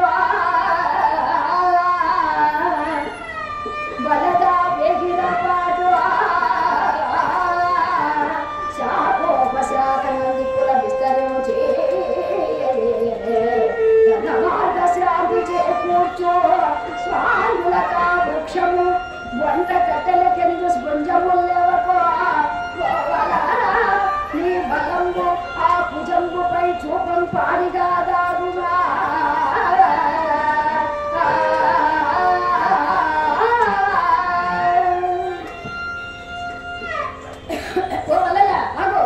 ఏం చేస్తున్నావు, ఆ వృక్షాన్ని ప్రకటిస్తున్నావే, ఆ వృక్షం నీకేం ఉపకారం చేసిందయ్యా? వచ్చే పోయే వారికి నీడనిస్తుంది, తీయను పండ్లు ఇస్తుంది, అంత ఉపకారం చేస్తున్నటువంటి వృక్షాన్ని ప్రకటిస్తున్నావే. అసలు వంట చేసుకోవడానికి కట్టెలు కావాల్సి ఉంటే మన మహారాజు గారు చెబితే బండెడు కట్టెలు జోడిస్తాడు కదా, పోయి ఆ వృక్షాన్ని ప్రకటిస్తున్నావు ఆగో అన్నట్టుగా ఒక అర్థము. రెండవ అర్థం ఏమిటంటే తమ్ముడు భీమసేన ఆగు, ఇది దాగి ఉండే సమయం, అజ్ఞాతవాసం భంగం అవుతుందిరా నాయన, ఇది దాగి ఉండే సమయం ఆగు అన్నట్టుగా రెండు విధాలు మాట్లాడుతున్నారు. అలా అర్థం చేసుకున్నాడు. వాళ్ళు అర్థం చేసుకుని ఆ వృక్షాన్ని అక్కడే వదిలిపెట్టి విలువను వెళ్ళిపోయాడు. ఇక తిన్నగా మాలిని పరుగున ఆ మహారాజు గారి కొలుగుటలో ప్రవేశించి ఆ మాలిని ఇలా అంటున్నది, మహారాజా, మంత్రులారా, సామంతులారా, ధీమంతులారా, కీచకుడు కామాంధుడైన కీచకుడు నా చేయబడుకుని బలాత్కరించబోతున్నాడు. అతన్ని వారించండి, నాకు న్యాయం చేయండి, నన్ను రక్షించండి. పుంగవులకు అది ధర్మం కాదా? మత్స్య నగరంలో విరాట భూపతి కొలుపుటల్లో ఇలాంటి అన్యాయం జరుగుతాయా? నేను మీలాంటి తోబుట్టు, మీకు నాలాంటి తోబుట్టులు లేదా మహారాజా? ఆ కీచకుని వారించండి, వారి బుద్ధి చెప్పండి, నన్ను రక్షించండి, కాపాడండి అనగానే ఏ ఒక్కరు కూడా పలకరించలేదట. అందరూ మౌనం వహించారు. అది చూసిన మాలిని అంటున్నది, మహారాజా అన్యాయాన్ని అరికట్టలేని అధికారము దుర్యోధనం కాదా మహారాజా? అవలను రక్షించండి కాపాడండి అని వస్తే ఏ ఒక్కరు కూడా పలకరించలేదే. పుంగవులకు అది ధర్మం కాదా? నాపోటి తోడుకోలు నీకు లేరా అని అంటూ ఉండగా, పోనీ నా చేతనైన వారిని నియమించి నేను ఎవరు భర్తలున్న అనాథను, నా చేతనైన వారిని నియమించి అతనికి బుద్ధి చెప్పించండి అన్నది. ఎక్కడ అజ్ఞాతవాసం భంగం అవుతుందో అని ధర్మరాజు కంకుబట్టు లేచాడు. ఇదిగో వారిని సభలోకి వచ్చి నాట్యకత్తిలాగా చేతులు దిప్పు మాట్లాడుతున్నావే, నీ మొరాలకించేవారి సభలు ఎవరు లేరు, వెళ్ళి ఆ పరమాత్మతో చెప్పుకోపో అని అనగానే ఆ గొళ్ళు మండిపోయిందండి. ఆ మాలిని అంటున్నది, ఎవరక్కడ, ఎవరా పలికినది? ఓహో ధర్మరాజు గారా, కంకుబట్టు గారా? ఓహో కంకుబట్టు గారు మీరేనా అలా అన్నది. చాలా సంతోషం, బాగా మాట్లాడారు. నాకు ఎవరు భర్తలు ఉన్నారు, నా భర్తలకున్న అలవాట్లు నాకు కూడా అవలంబిస్తాయి కదండి. నా భర్తలలో పరమ జూదని కూడా ఒకడున్నాడు, అలాగే నాట్యగాడు కూడా ఒకడున్నాడు. భర్తలకున్న అలవాట్లు భార్యలకు కూడా వస్తాయట. కనుక ఓ కంకుబట్టు గారు మీరు అన్న దాంట్లో ఏం తప్పు లేదులేండి, వెళ్ళి వస్తాను వెళ్ళిపోయిందండి ఆమె. ఇక ఆ మాలిని మాటలకు మౌనం వహించి తల వంచేశారు కంకుబట్టు గారు. ఇక కీచకుడు కూడా ఈ సమయం కాదని వెళ్ళిపోయాడు. ఇక అక్కడ జరిగిన ఆ దృశ్యాన్ని తలుచుకొని బాధపడుతూ నిద్రపట్టగా ఆ మాలిని వంటశాలకు వెళ్ళిందండి భీముడితో ఈ విషయం చెప్పడానికి. అక్కడ చక్కగా పుష్టిగా భోంచేసి పడుకొని నిద్రపోతున్నారు. ఆహా వెళ్ళి చూసింది మాలిని, ఈ వంటలయ్యకు ఈ భీమసేనుల వారికి నా పరిస్థితి అంతా చూసి తెలిసి కూడా ఎలా నిద్ర పట్టిందబ్బా, ద్రౌపది హృదయ కాంతారం దగ్గమైపోతూ ఉంటే ఇతనికి ఎలా నిద్రిస్తున్నాడు అని బాధపడుతుండగా వెంటనే లేచాడు. కలవరపాటులో వెంటనే లేచాడు. మాలిని నీవా ప్రాణేశ్వరి కూర్చో అన్నాడు. నాకంతా తెలుసు, నీవేమీ చెప్పనక్కర్లేదు. స్వామి ప్రాణేశ్వర, మీ గౌరవనీయులైనటువంటి శ్రీ పాండురాజు గారు కోడలనై ఉండి, బలవంతులైనటువంటి భర్తలకు భార్యనై ఉండి, జగదేక వీరులైన కుమారులకు తల్లినై ఉండి, జగదేక రాజ్యుడైనటువంటి శ్రీకృష్ణ పరమాత్మునికి సోదరునై ఉండి కూడా నాలాంటి దానికి ఇలాంటి అవమానాలు ఎదుర్కొంటాం అవసరం? ఎన్ని అవమానాలు, ఎన్ని కష్టాలు, ఎన్ని నష్టాలు అనుభవించాను, ఎన్ని దుఃఖాలు భరించాను. ఆనాడు సింధురాజుల చేత అవమానపడ్డాడు, ఇప్పుడు ఈ కీచకుల చేత చిక్కాడు. అతడు రేపు ఏం చేస్తాడో ఏమో నన్ను భయంతో ఇలా పరిగెత్తుకుంటూ వచ్చాడు. నా బాధ మీతో చెప్పుకుందామని. నాథ, నా జన్మమే అదేమిటో, నా పుట్టికే మంచిది కాదు, అసలు నేను పుట్టిన వెంటనే మరణించున్న ఎంత బాగుండేదో అంటూ ఉండగా అని బాధపడుతూ ఉండగా, రేపు ఆ కీచకుడు ఏం చేస్తాడో ఏమో, కామాంధుడైన కీచకుడు అని అంటూ ఉండగా, మాలిని నీవు బాధపడాల్సిన పని లేదు ప్రాణేశ్వరి, ఇదిగో నేను మాట ఇస్తున్నాను. ఆ కీచకుడు ఏ లోకంలో ఉన్నా సరే పట్టి బంధించి రేపు రాత్రి కల్లా వధిస్తాను. కానీ నీవు ఒక పని చేయాలి. ఏమిటో చెప్పండి ప్రాణేశ్వర అన్నది. నీవు ఆ కీచకునికి ప్రేమిస్తున్నట్టుగా నటించు. అలా నటించి రేపు రాత్రి నర్తనశాలకు రమ్మని చెప్పు. అర్ధరాత్రి వేళ ఒక్కడే నర్తనశాలకు రమ్మని చెప్పు. అక్కడ ఎవరికీ తెలియకుండా రహస్యంగా నేను ఎక్కడ మట్టు వెళ్తాను, నీవు కూడా ప్రక్కనే దాగి ఉండి ఆ దృశ్యాన్ని చూదువు గాని అని చెప్పి వెళ్ళు, ఎవరైనా చూస్తారేమో అని పంపించేశాడండి. అలా మాట ఇచ్చాడు మాలినికి. ఇక ఆమె వెళ్ళిపోయి ఆ మందిరానికి వెళ్ళి చూడగానే సుదేష్ణ మందిరానికి ఎవరు అంతా నిద్రపోతున్నారు, ఎవరు కూడా లేవలేదు. ఇదే మంచి సమయం కూడా విద్యావనానికి వెళ్ళింది. అక్కడ కీచకుడు అలా అలా విహరిస్తున్నాడు నిద్ర పట్టక. ఇదే మంచి సమయం అక్కడికి వెళ్ళింది. ఓ కీచక, ఓ సింహబల అంటూ అనగానే ఎవరబ్బా అని వెనక్కి తిరిగి చూశాడు. ఓహో మాలిని నీవా, నా కోసం వచ్చావా? ఆహా ఏమి నా భాగ్యం అని అనుకుంటున్నాడు కీచకుడు. ఆగండి, అంత తొందరపాటేలా? మీకు నా మీద ఎంత ప్రేమ ఉన్నదో మీ మీద నాకు కూడా అంతే ప్రేమ ఉన్నది. నాకు మాత్రం ప్రేమ లేదనుకున్నారా? అయితే నేను చెప్పే మాట జాగ్రత్తగా వినండి. రేపు రాత్రి నర్తనశాలకు మీరు ఒక్కరే వచ్చారంటే, అర్ధరాత్రి వేళ మీరు ఒక్కరే అక్కడికి వచ్చారనుకో, నా మదిలో దాగి ఉన్న మధుర భావాలన్నీ నేను మీకు అక్కడ ప్రస్ఫుట చేస్తాను. మరి వస్తారు కదండి. మరి వెళ్ళి వస్తా ఎవరైనా చూస్తారేమో అనగానే తబ్బుబ్బిపోతున్నారు. ఆ మాటలకు ఆనందంలో మునిగిపోతున్నాడు. ఇక ఆ మాట ఎప్పుడైతే విన్నాడో ఆమె వెళ్ళిపోయింది చెప్పి మరి మందిరానికి వెళ్ళిపోయాడు. ఎవరితో మాట్లాడలేదు, పరిచారకులతో భోంచేయలేదు, అన్నవాహారాలేమో ముట్టలేదు. ఎప్పుడెప్పుడు ఈ సూర్యుడు గుంటుతాడా, 12 గంటలు ఎప్పుడవుతుందా అని మాటికి వాచి చూసుకుంటున్నాడు, టైం చూసుకుంటున్నాడు. ఇంకా ఈ సూర్యుడు బొంకలేదే అని అనుకుంటూ చక్కగా స్నానం చేశాడు. మంచి దుస్తులు సవరించుకున్నాడు, అత్తరు పూసుకున్నాడు, ఇక పైన ముసుగు వేసుకున్నాడు. ఎలాగో సమయం కావస్తున్నదని చక్కగా ముస్తాబయ్యాడు. ఆ సందులో గొంతులో దూరి వస్తూ ఉన్నాడు. కొంత దూరం రాగానే ఆ మిట్ట చుక్కలో మినమినాన్ని అతన్ని ఎక్కిరిస్తున్నట్టుగా ఉన్నదట. ఆ చిలుకలు, చెట్ల మీద ఉన్న చిలుకలు కిచకిచామని అతనికి దోష్యాలు పలుకుతున్నాయా అన్నట్టుగా ఉన్నదట. అలా వస్తూ ఉండగా కొంత దూరం రాగానే గంజాయి రంగు దాసులైనటువంటి కొంతమంది బైరాగులు వారు ఇలా అంటున్నారు, ఒరే మానవుడా, మానవ జన్మ ఎత్తి మంచివాడుగా మనరాదా, రామనామం లేకుండా విధి రామం లేకుండా తిరుగుతున్నావే, ఒక నిమిషంలో పతనమైపోతావురా, గాజుల పెంకులో సరసమానపోతున్నావే, 6 శత్రువులు నిన్ను హతమార్చనున్నారురా అని అంటున్నారు. వాళ్ళు ఇతడు అనుకుంటున్నారు 6 శత్రువులు నన్ను పట్టుకొని అంటారా, ఈ సింహబలుని తన్నగలవాడు ఈ ముల్లాకములలో లేడు. అయినా సన్యాసులు త్రాగులు వాగుతున్నారు, బాగా త్రాగి ఉన్నారు, వాగుతున్నారు.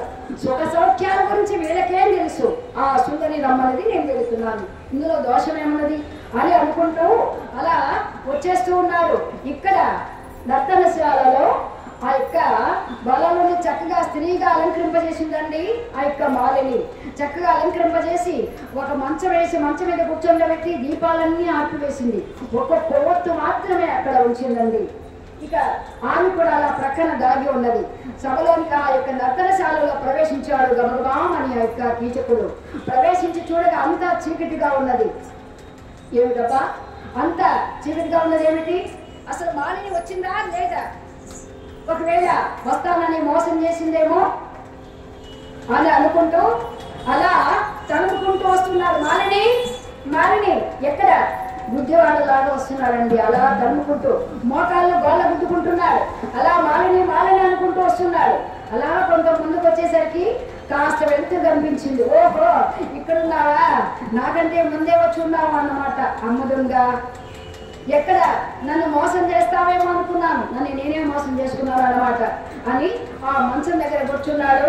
మాలిని నీవేనా, ఆహా నాకంటే ముందు వచ్చి ఉన్నావు, నీవెంత మంచిదారు మాలిని, అలా మౌనంగా కూర్చున్నావే, నీ మధుర భావాలని నాకు ప్రస్ఫుట చేస్తానన్నావు కదా, ఇక మౌనంగా కూర్చున్నావే అంటూ ఉండగా ఆగండి, ఇంకా జనసంచారమే తగ్గలేదు, అప్పుడే తొందరపాటు ఎలా, నాకు మాత్రం నీ వంటి ఈరు జోడు సామాన్యంగా లభిస్తుందా, ఏ మాత్రం నా దేహం నీ దేహం అంటుకుంటే చాలు, ఇక నీకు మోహం ఉండదు, పరాయి ఆడదాని జోడికే అన్ని వదిలేస్తావు, ఇక ఆగండి అంటున్నంతలోనే ఆ పైన అలా చేయి వేసి నిమిరాడండి. కఠినంగా తగిలింది భీముని ఆ యొక్క కీచుకుని చేతికి ఆ భీముని శరీరం. అదేంటి మాలిని, నా చేయి పడగానే మృదుగా ఉండవలసిన నీ దేహం ఇంత కఠినమైనది, అవునులే ఆనాడు నువ్వు కొట్టావే దెబ్బ, అప్పుడే తెలుసుకున్నాను నువ్వు గరికైన దాని చురుకైన దానివని, అయినా స్వప్నంగా తెలిసాను. అదేం కానీ కుందరదన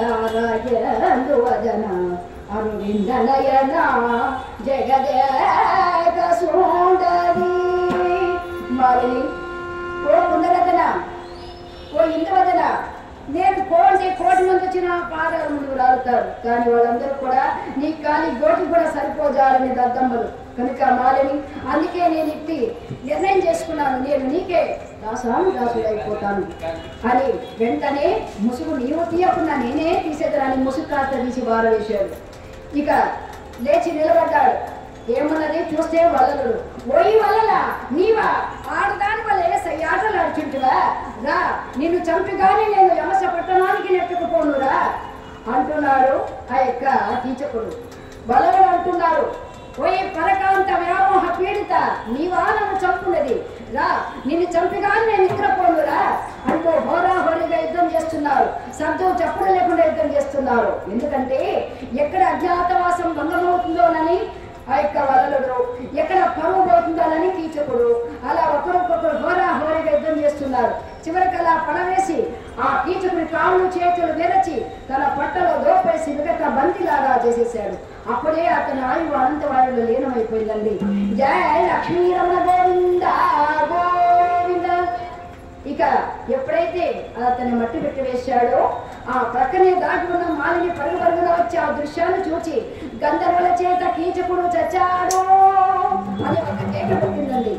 ఆ కేక విన్నటువంటి ఉపకీచకుడు, ఆ కీచకుని సోదరులైన ఉపకీచకుడు అందరూ వచ్చి మన సోదరుడు మరణానికి కారణమైనటువంటి ఆ మాలిని కూడా పట్టి బంధించండి, ఆమెను కూడా శవదహనం చేయాలి అని ఆ మాలిని కూడా శవాన్ని కట్టుకొని శ్మశానానికి తీసుకుని వెళ్తున్నారు.